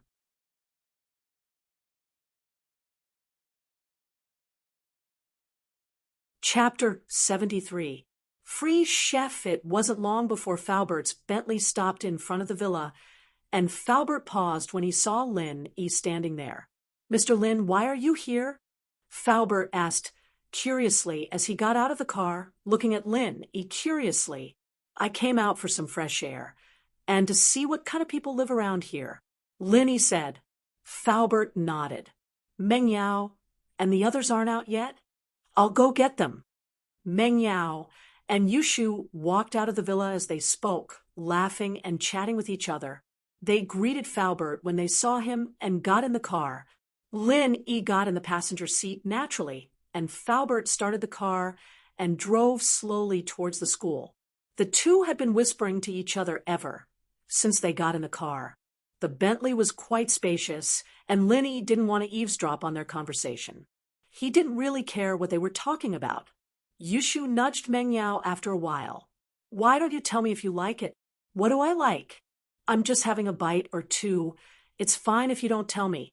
Meng Yao humphed, ignoring Yushu. Yushu didn't have a choice. She wrinkled her nose. All right. I'll tell you. Their voices were louder and clearer, and Lin Yi could hear them from the passenger seat, but he didn't know what they were talking about. Faubert, can you get some fresh ingredients when you come back tonight? Yushu said to Faubert, who was driving. Oh, ingredients? Uncle Fu was slightly startled. Are they fresh vegetables and meat? Yeah, eggs, seasonings, and whatnot. It's fine as long as it's all there is. Yushu nodded. All right. Faubert was a little puzzled. He'd prepared fresh meat and vegetables for them before, but a lot of it had expired. Faubert only prepared a small amount after that, just in case. He didn't expect Yushu to ask him to prepare a whole bunch all of a sudden. Judging from Yushu's conversation with Meng Yao, there was an 80% chance that Meng Yao was part of it as well, and so Faubert didn't ask any questions and agreed without hesitation. Yay, Sister Yao Yao. Yushu raised her hand excitedly, intending to give Meng Yao a high five. Meng Yao glared at her. You only know how to eat. Let's see if you'll be able to get married when you turn into a pig. Lin Yi, on the other hand, was speechless. He'd be an idiot if he didn't understand what Yushu was up to.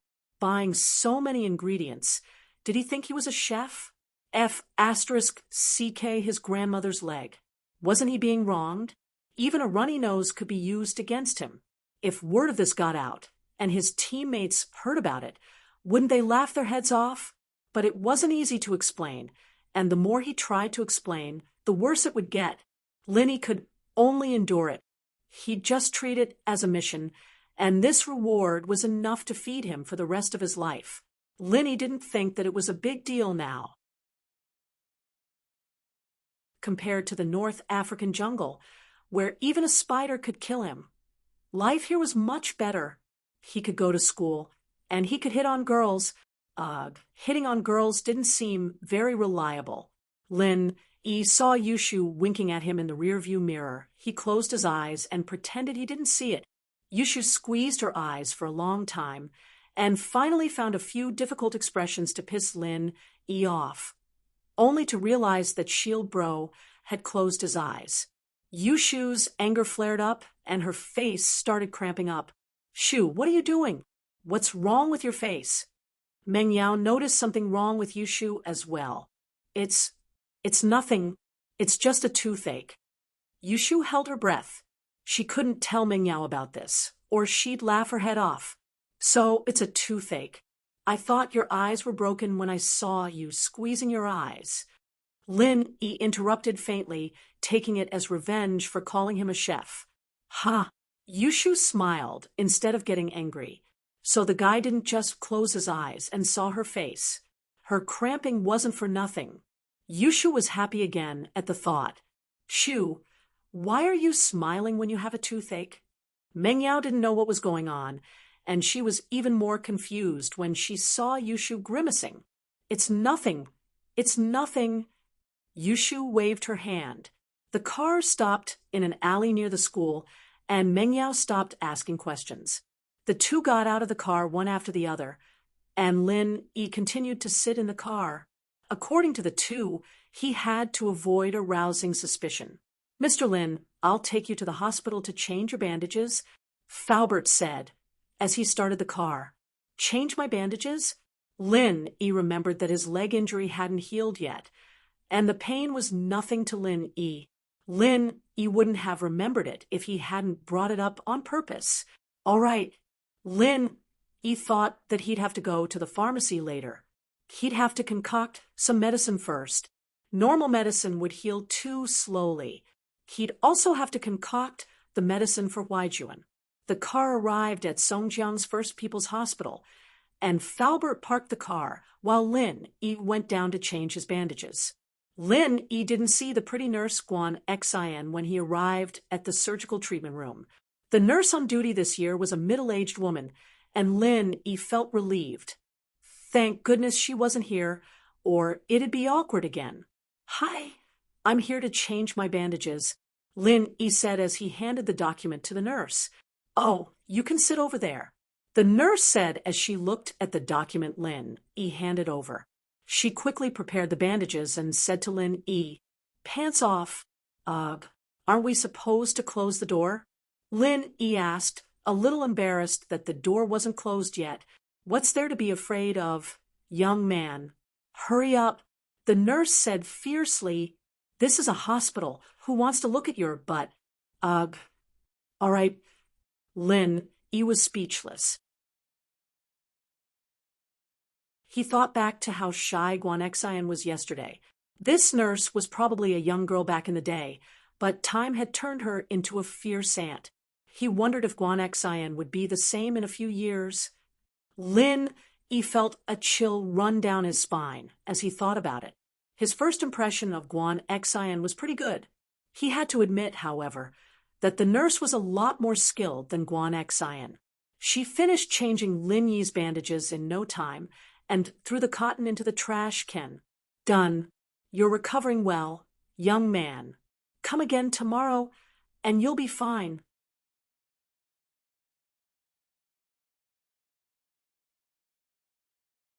Chapter 74. Chapter 74. The man in the washroom Lin Yi had wanted to buy some Eastern medicine from the pharmacy near the hospital, but the prices there were a bit higher than usual. Lin Yi decided against it after some thought.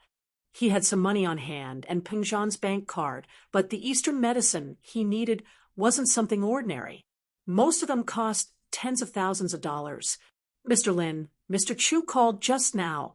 He'd like me to bring you to him if you're free," Faubert said to Lin Yi after getting in the car. "Oh, Uncle Chu's looking for me? Bring me to him, then. You know, Faubert, I don't have much to do other than school." Lin Yi didn't know why Peng Zhan was looking for himself. Perhaps it was because of the bank robbery or the conflict with Heibao yesterday. "All right, I'll contact Mr. Chu right now." With that, Faubert took out his phone and dialed Peng Zhan's number, telling him that he and Lin Yi were heading over right now.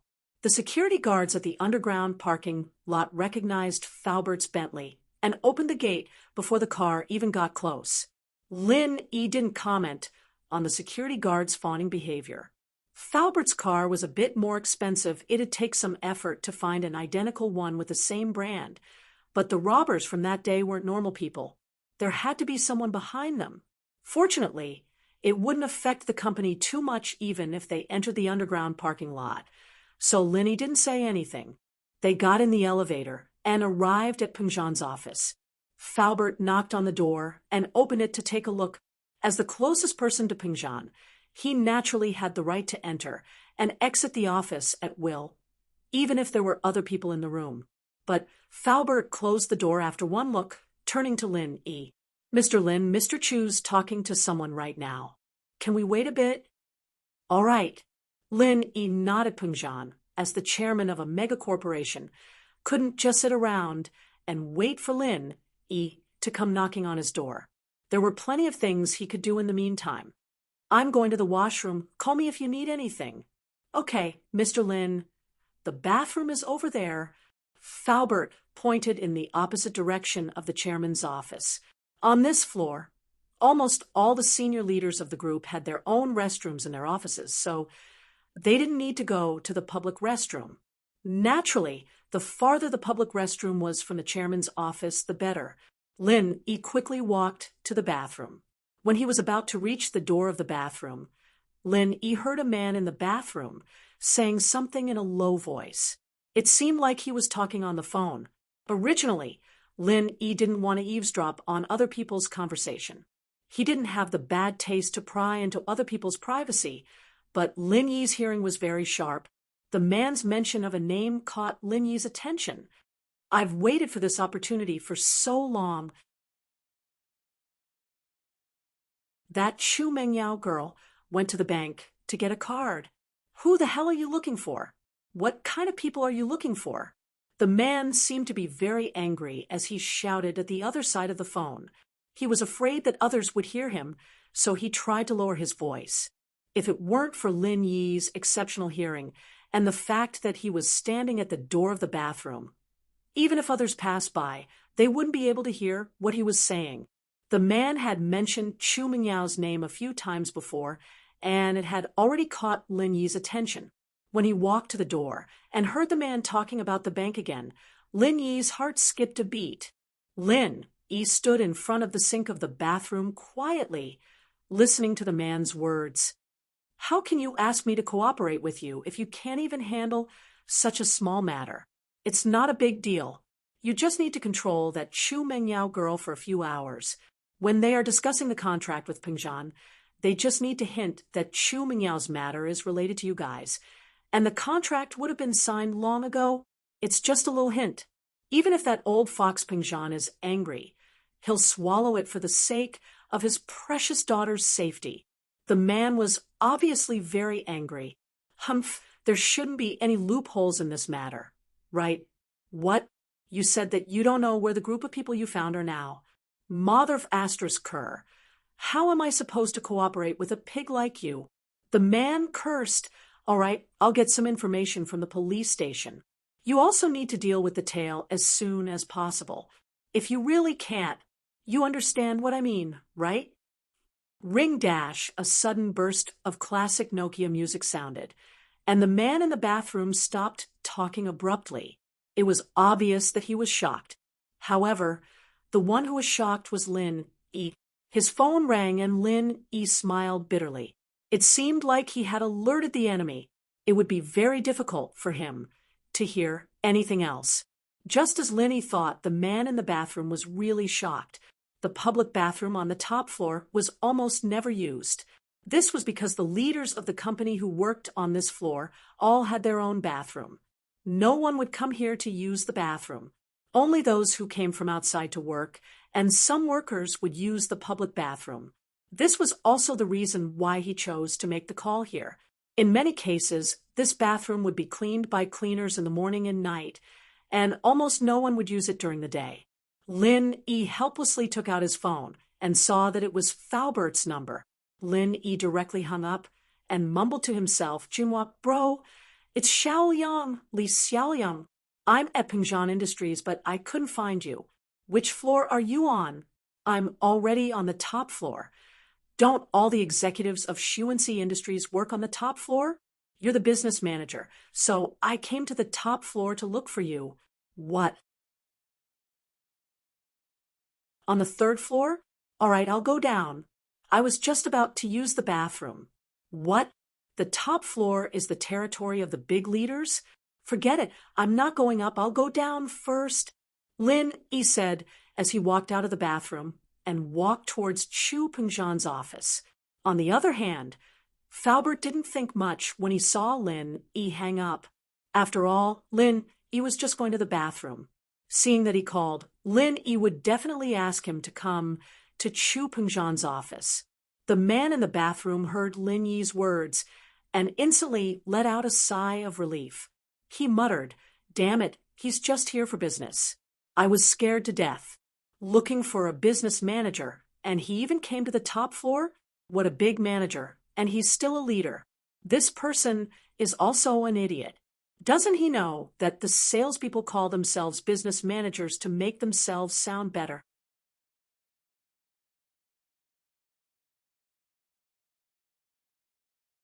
Chapter 75. Chapter 75. Pingzhan's analyst wanted to drag the man to Pingzhan's office in the washroom, but on second thoughts, the people who worked at the top of the company were either shareholders, general managers, or vice presidents. Not a single one of them was a small fry.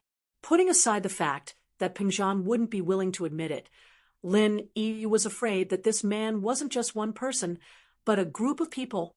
Judging from the people he'd called, he had a lot of accomplices. Pulling him out wouldn't necessarily be the same for his accomplices. Besides, Pingzhan wouldn't be able to deal with someone at the level of a vice CEO with just a few words. There were bound to be a lot of factions forming when a company grew to a certain point, and Pengjan was the biggest shareholder. He couldn't just touch the people of the other shareholders, and there was a high chance that the person on the phone was one of the shareholders. That was why Lin Yi decided to disguise himself as someone who came to the wrong floor to avoid alerting the enemy. That way, the man in the bathroom wouldn't suspect anything. Lin Yi walked to Pengjan's office and saw that the door was open. Faubert was standing beside Pengjan, reporting something to him. Pengjan nodded repeatedly, a satisfied smile on his face. He raised his head when Lin Yi appeared at the door. "Lin Yi, you're here. Come in and have a seat." "Uncle Chu." Lin Yi closed the door behind him as he walked in. He wanted to talk to Pengjan about what he'd heard in the bathroom. "Lin Yi, I heard that you got into a conflict with some gangsters yesterday." Pengjan asked straightforwardly after getting Lin Yi to sit on the sofa in front of his desk. Lin Yi could tell that Pengjan's tone wasn't one of condemnation, but one of deep concern. This touched Lin Yi's heart. He was just a personal study companion he'd hired to accompany his daughter in her studies, and yet he cared for him so much. It was rare. However, Lin Yi also had some doubts. If it were someone else, the first thing they would talk about would be to fire him and not implicate his daughter. "Yes, someone called Zhong Pingliang sent him to deal with me." Lin Yi didn't try to hide anything as he told Pengjan the truth. "But I'm guessing that He Bao will take care of everything by himself in the police station, and Pin Liang won't get involved." "Oh, Zhong Pingliang? Do you have a problem with him?" Pengjan was even more puzzled. Lin Yi had only been in school for a few days. How did he make an enemy like this? From the looks of it, Pin Liang had hired a criminal, even with a gun. Lin Yi smiled bitterly. "It's my fault. Mr. Chu, let me explain." Faubert saw that Lin Yi didn't mention anything about Meng Yao, and naturally knew that he meant well. But as Pengjan's confidant, he didn't hide anything from Pengjan. "Oh, you know about it?" Pengjan blinked.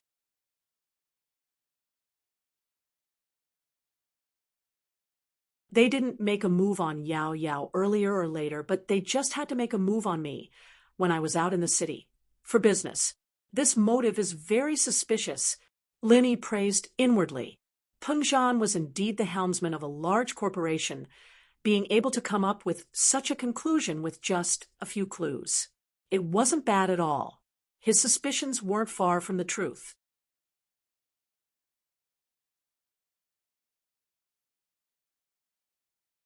Chapter 76. What kind of mission? But this is the first time I'm working with their company. They probably don't know me that well, so I don't have any evidence to back up my suspicions. Pengjan shook his head, as if denying his own guess. "Uncle Chu, I heard a man talking on the phone when I went to the washroom." Lin Yi told Pengjan what he'd overheard. Pengjan frowned as he listened to Lin Yi's words.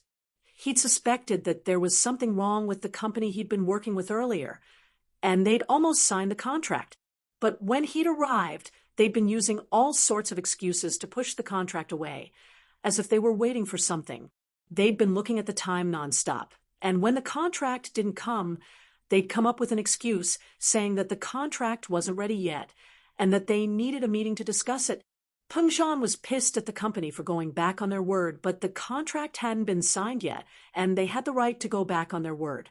Pengjan could only say a few words about working with them in the future before leaving in a hurry.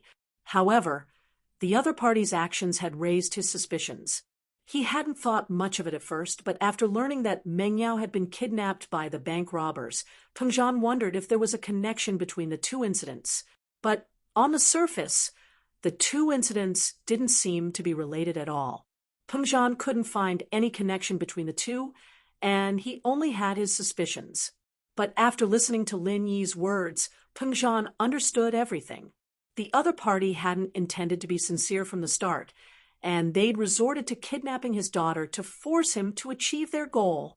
Indeed, if his daughter hadn't been rescued by Lin Yi and had been kidnapped instead, Pengjan would have had no choice but to agree to some benefits for his daughter's safety, as long as the other party revealed the slightest bit of information during the negotiation.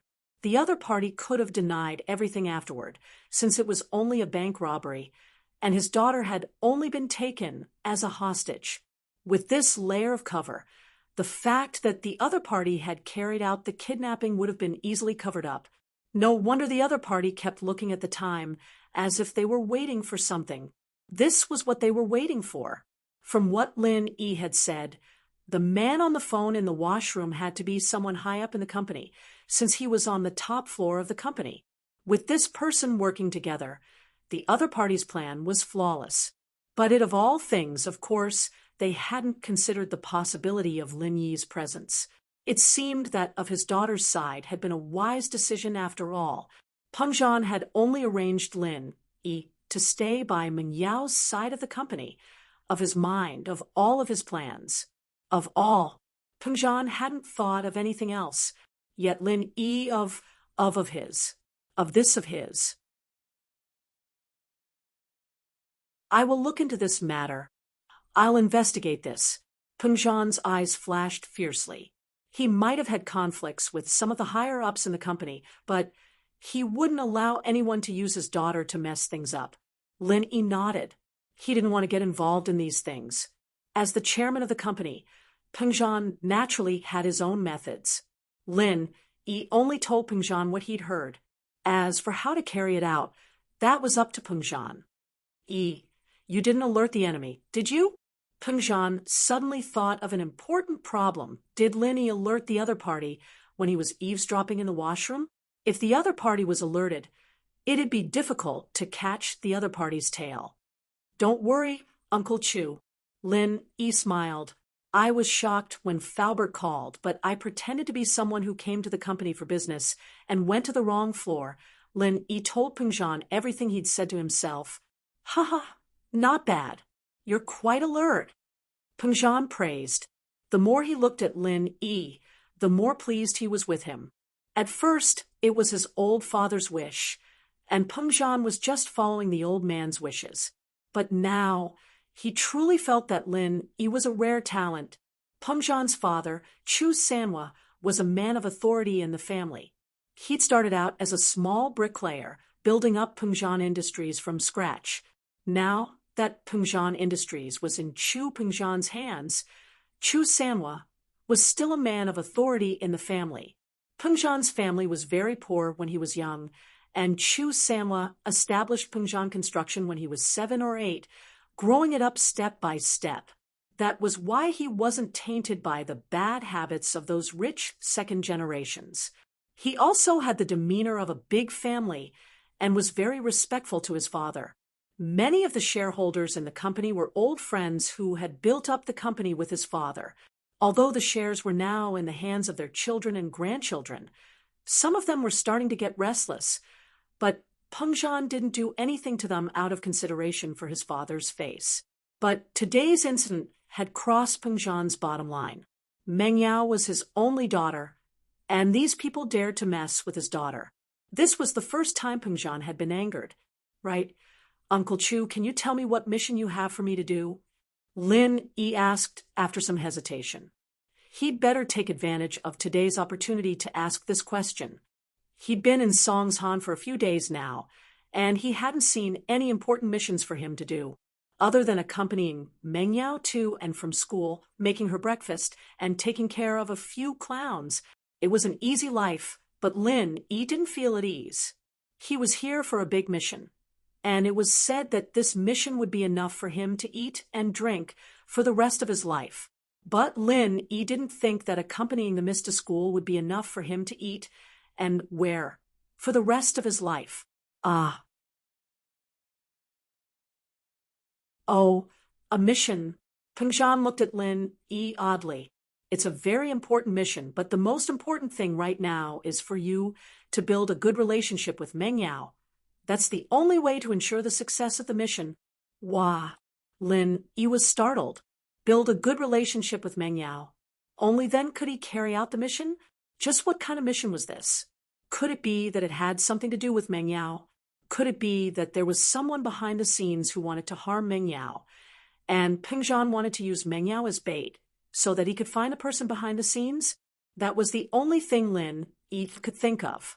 Pengzhan's words didn't make sense, and he was still confused.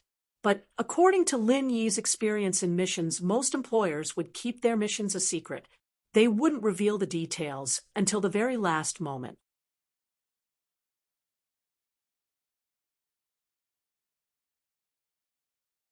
Chapter 77. Killing Intent. Uncle Chu, I'll be heading to school if there's nothing else? Lin Yi had said what he needed to, and the rest was up to Pengzhan.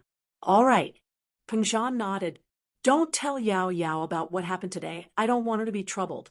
Don't worry, Uncle Chu, I won't say anything. Lin Yi stood up and prepared to leave. Li Fu, send Yi to school. Pengzhan instructed Faubert. All right, Mr. Chu. Faubert nodded.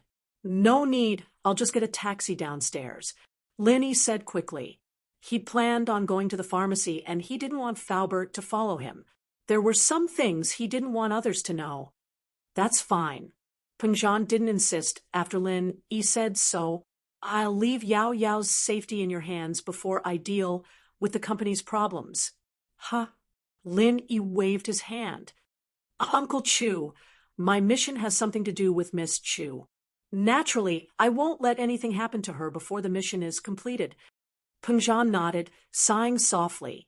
He'd thought that he'd let Lin Yi take advantage of the situation, but it seemed that Lin Yi wasn't too interested in Meng Yao. He didn't know what his father was planning, but whatever he said, he'd do as he'd said. Li Fu informed the administrative department, tell them to prepare a meeting room. I'm having a board meeting in the afternoon. Pengzhan didn't insist when Lin Yi refused to let Faubert see him off because he had something he needed Faubert to arrange. All right, Mr. Chu. Faubert nodded before leaving Pengzhan's office. Pengzhan had a secretary, but there were many things he couldn't let his secretary know. Only Faubert, his confidant, knew. So, in many cases, Faubert took on the role of a secretary. Lin Yi walked out of Pengzhan's building and flagged down a taxi. Young man, where are you going?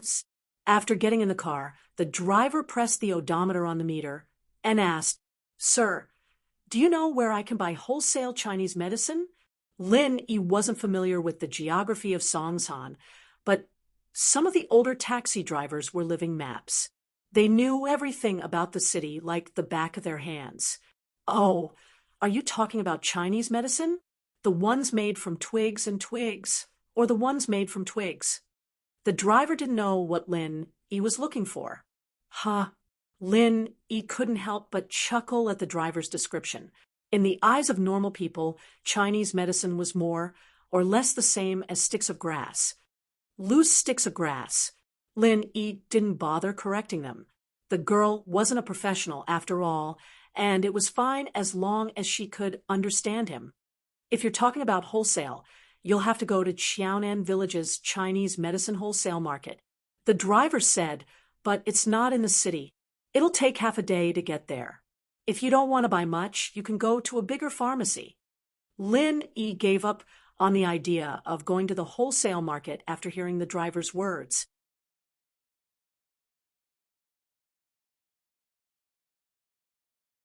This signal needed to be detected by the sixth sense. Someone once did such an experiment. They put a wild cat and a mouse in a box, separated by two thin soundproof boards in the middle. The distance between the two boards wasn't very far. Then they eliminated the smell, and they couldn't see each other.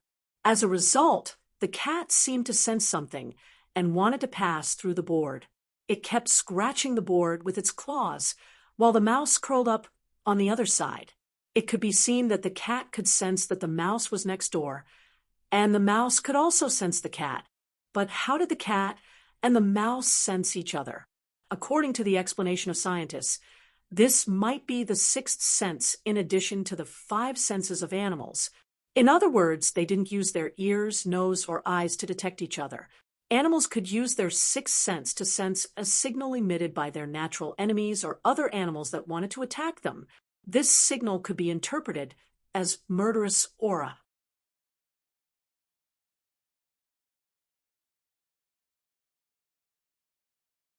Chapter 78. About or note a normal person might not be able to detect the murderous aura radiating from the girl, but Lin E., who was in the same line of work, could keenly sense it. It could also be called a sixth sense. But while Lin E. noticed the girl didn't notice Lin E. After all these years of training, Lin E. was able to conceal his murderous aura very well, but people who could reach Lin Yi's level were few and far between. In the end, Lin E. shook his head. The girl's dressing was obviously to avoid attention. Even though she was injured, Lin E. didn't want to help her. She might be in the same line of work, but the same line of work didn't want to be disturbed in the middle of a mission.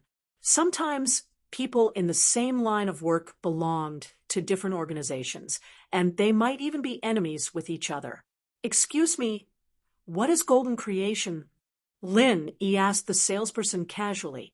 The salesperson froze, then looked at Lin E. as if he was an idiot, as if Lin Yi's question was stupid and naive. She didn't even bother to answer. "It's a surgical medicine, of course. We don't have it in stock." Lin E. smiled wryly. It seemed like it was a new drug, and one that sold well. But while the salesperson didn't bother to answer Lin Yi's question, there was someone else who answered Lin Yi's question enthusiastically. Before Lin E. could say anything, an old woman beside Lin E. started chattering away. "Young man, you don't even know what golden creation is? You know Dr. Kong, right? Dr. Kong, from a traditional Chinese medicine family. He's one of the leading figures in the Chinese medicine world." The old lady started talking about Miracle Dr. Kang's exploits. Golden creation is a quick healing medicine that Miracle Dr. Kong came up with. It can heal wounds so quickly that there won't even be a scar left. How is it? Amazing, right? So godly? Lin E. did not expect Dr. Kong to be so amazing. His medicine was actually on par with his own. "That's right.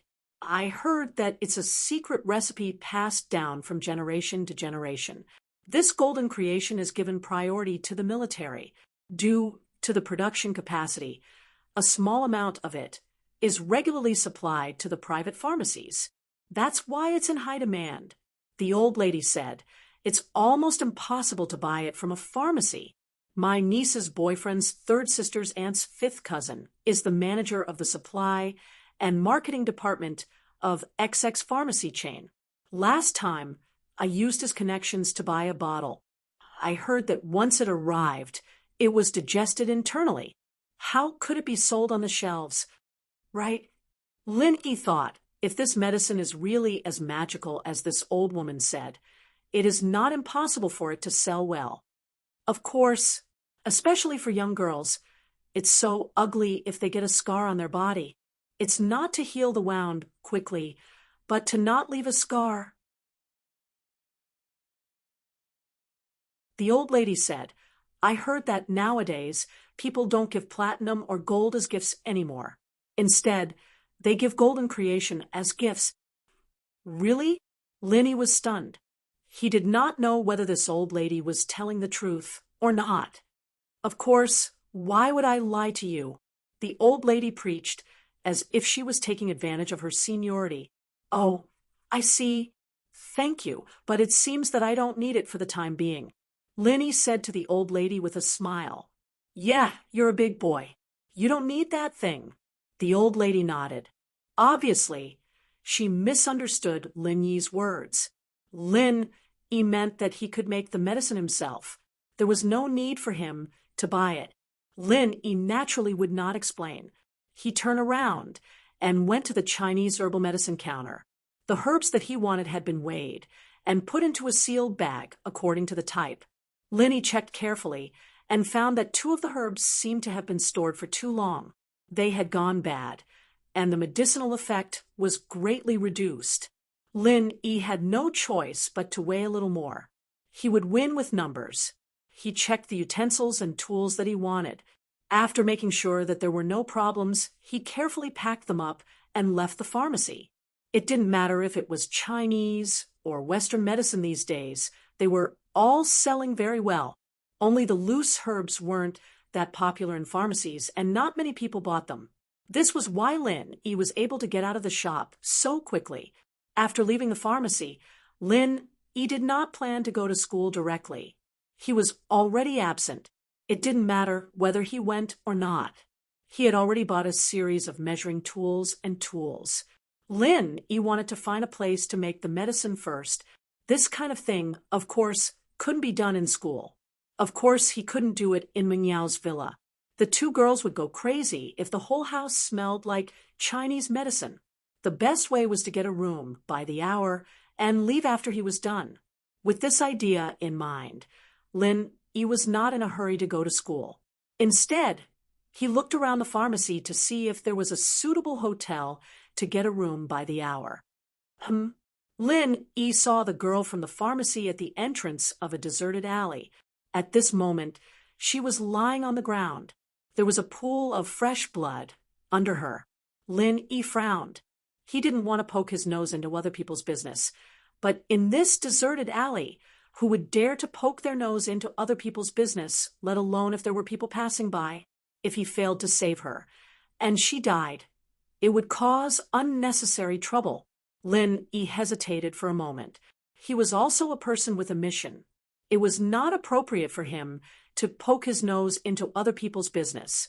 Moreover, in his line of work, he needed to be prepared to sacrifice himself at any time. Although Lin Yi also knew that if he didn't help her, she might not survive due to excessive blood loss. However, sometimes Lin Yi really couldn't do anything, especially this kind of thing that had nothing to do with him. It was obviously a troublesome thing. The girl didn't look like an ordinary person. Lin Yi really couldn't poke his nose into this kind of thing.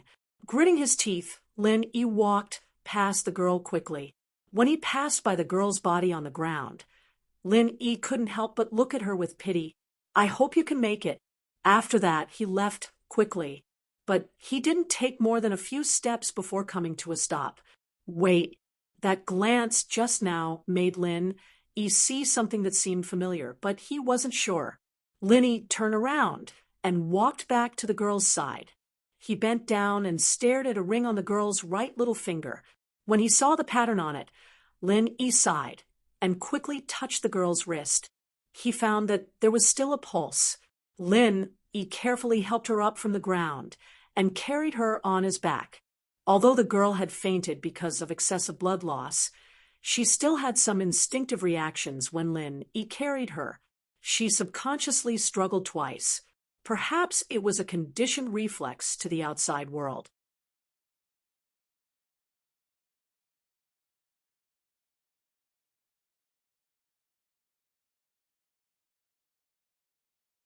The master who taught Lin Yi assassination techniques was one of the founders of this organization. Although old Lin was good at martial arts, he was proficient in the kind of martial arts that could be used to fight enemies head-on. However, in a real mission, it was rare to face the enemy head-on. Assassination and sneak attacks were the key to victory. When Lin Yi was 6 years old Lin sent him to his master for 2 years of intensive training. His master taught him all the assassination and sneak attacks methods, although he didn't know the specific identity of his master. And old Lin never mentioned it directly. Lin Yi could vaguely tell that his master was a really powerful person. It had been many years since he saw his master. All these years, Lin Yi had always missed his master. He was Lin Yi's true master. Although old Lin also taught Lin Yi many things, it was more like the kind of relationship between grandfather and grandson and not the relationship of master and disciple. Moreover, old Lin never expected to be Lin Yi's master. Lin Yi only learned less than 30% of his master's methods, but he was already able to take the initiative in missions. One could imagine how powerful his master was. However, he was too young at that time. Even if he studied hard, it would be good if he could understand 30%. It was because Lin Yi remembered his master's kindness that when Lin Yi saw the symbol of the organization his master founded on the ring on the girl's hand, he changed his mind and decided to help the girl. Although his master had long stopped caring about the affairs of the organization, no matter what, this girl was still one of his people. I'll help you this once. Whether or not you can survive will depend on your luck. Lin, he laid the girl flat on the bed, and the fisherman's hat on the girl's head slid to one side. Her short, black hair was scattered, and through the scattered hair, a slightly pale and delicate face could be clearly seen. Her facial features were very exquisite, and her eyelashes were long. However, her eyebrows were tightly knitted together. Even if she had fainted, she must have been in a lot of pain. Lin, he was slightly stunned. He didn't think that under the fisherman's hat the girl would hide such a beautiful face. This made Lin a little surprised. Such a beautiful girl was an assassin? Looking at the girl's age, she should only be around 18 or 19 years old, similar to him. Lin shook his head, but this was someone else's matter, and he had no right to interfere. From his previous observation, the girl's injury should be on the lower half of her body. However, the girl was wearing a pair of leather pants that didn't leak blood, so he couldn't tell where the injury was from the outside.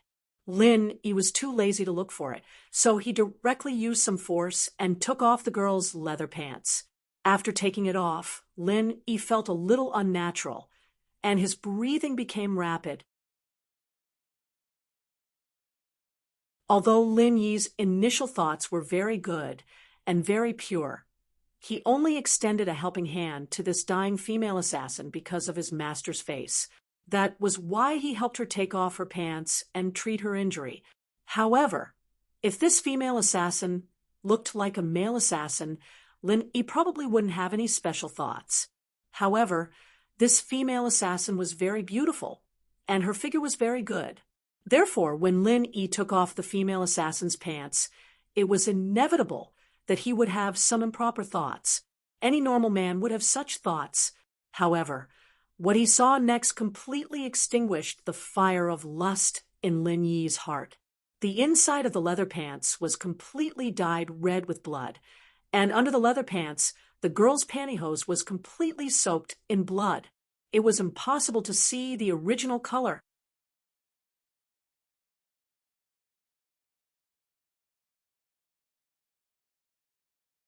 Chapter 80.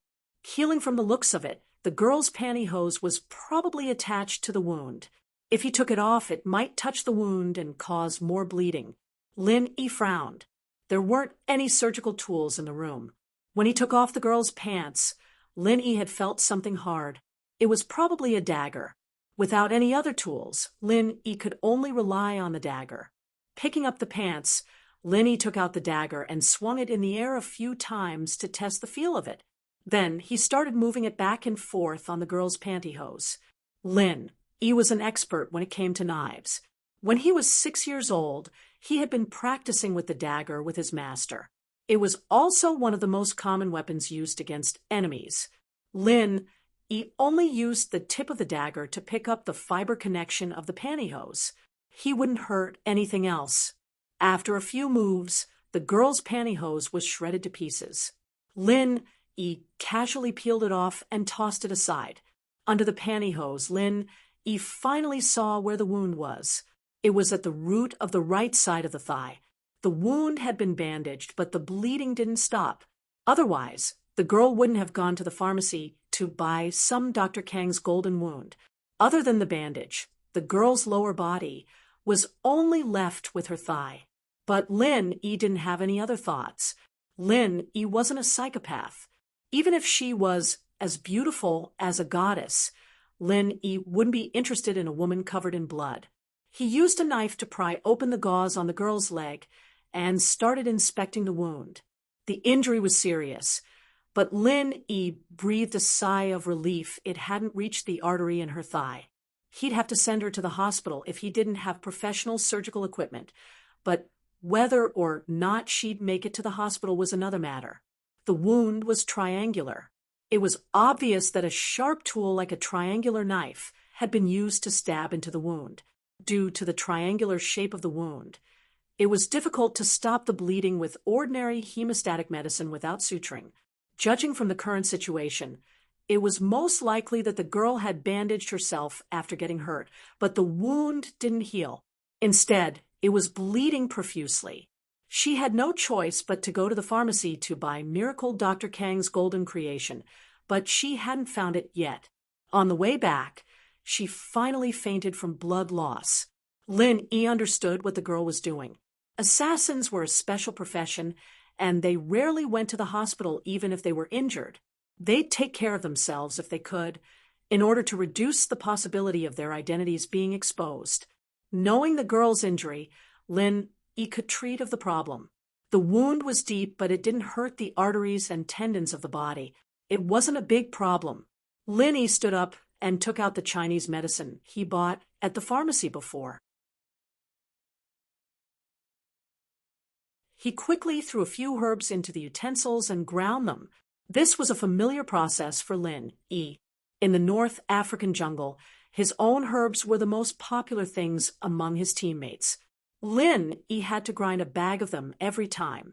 It was impossible to use the gauze from before. It had been soaked in blood. Because the incident happened suddenly, Lin Yi wasn't prepared. Now, he could only consider using other things as a replacement. Although his school uniform was newly changed in the morning, Lin Yi didn't want to take a piece of it off to bandage the female assassin. He got up and went to the bathroom, but he saw a disposable disinfectant bath towel on the shelf. Next to the bath towel, there was a small price tag with 40 yuan written on it. This kind of disposable disinfectant bath towel wouldn't exceed 20 yuan if purchased in bulk, but the price in the hotel was doubled. Of course, in addition to this kind of bath towel, there was also a bath towel provided by the hotel, but it wasn't disposable. This kind of bath towel was only provided to those who had mysophobia and loved cleanliness. It wasn't a compulsory consumption. Lin Yi took this kind of disinfectant bath towel. This thing was barely enough to be used as a bandage. He sprinkled the previously ground medicine on the girl's wound. The girl's mouth made a low, inaudible sound. It seemed that the medicine had touched the wound. However, Lin Yi didn't care about her. How could it not hurt to apply medicine? After sprinkling the medicine, Lin Yi tore the disposable bath towel into a few pieces and skillfully bandaged the girl's wound. Phew! Lin Yi breathed a sigh of relief. It's finally done. Now it seemed that the girl just lost too much blood. If the bleeding was stopped now, the chance of survival was still very high. Of course, the vitality of an assassin was generally very tenacious. Lin Yi probably saw that the girl had regained her life. After waking up, apart from being a little weak, there was nothing serious. After dealing with the female assassin, Lin Yi got back to work. He'd made the medicine for the girl in a hurry, so he'd only made the right amount according to the need. Lin Yi's own wound hadn't even been healed yet. It was all ground, so it wasn't a big deal. The medicine for Yang Huaijuan, however, had to be brewed slowly. The order and timing of each ingredient had to be strictly added. There couldn't be a single mistake. Even if the ingredients were similar, the effect of the medicine would be greatly reduced, and the desired effect wouldn't be achieved. This was why Lin Yi didn't give the prescription to Huaijuan, choosing to make it himself instead. This prescription wasn't as easy as the painkillers he'd given Huaijuan before, where all he had to do was buy all the ingredients and grind them together. Decocting this medicine, however, was different. On the other hand, Lin Yi didn't want this recipe to get out. He trusted Huaijuan, but he was afraid that Huaijuan would accidentally leak it out.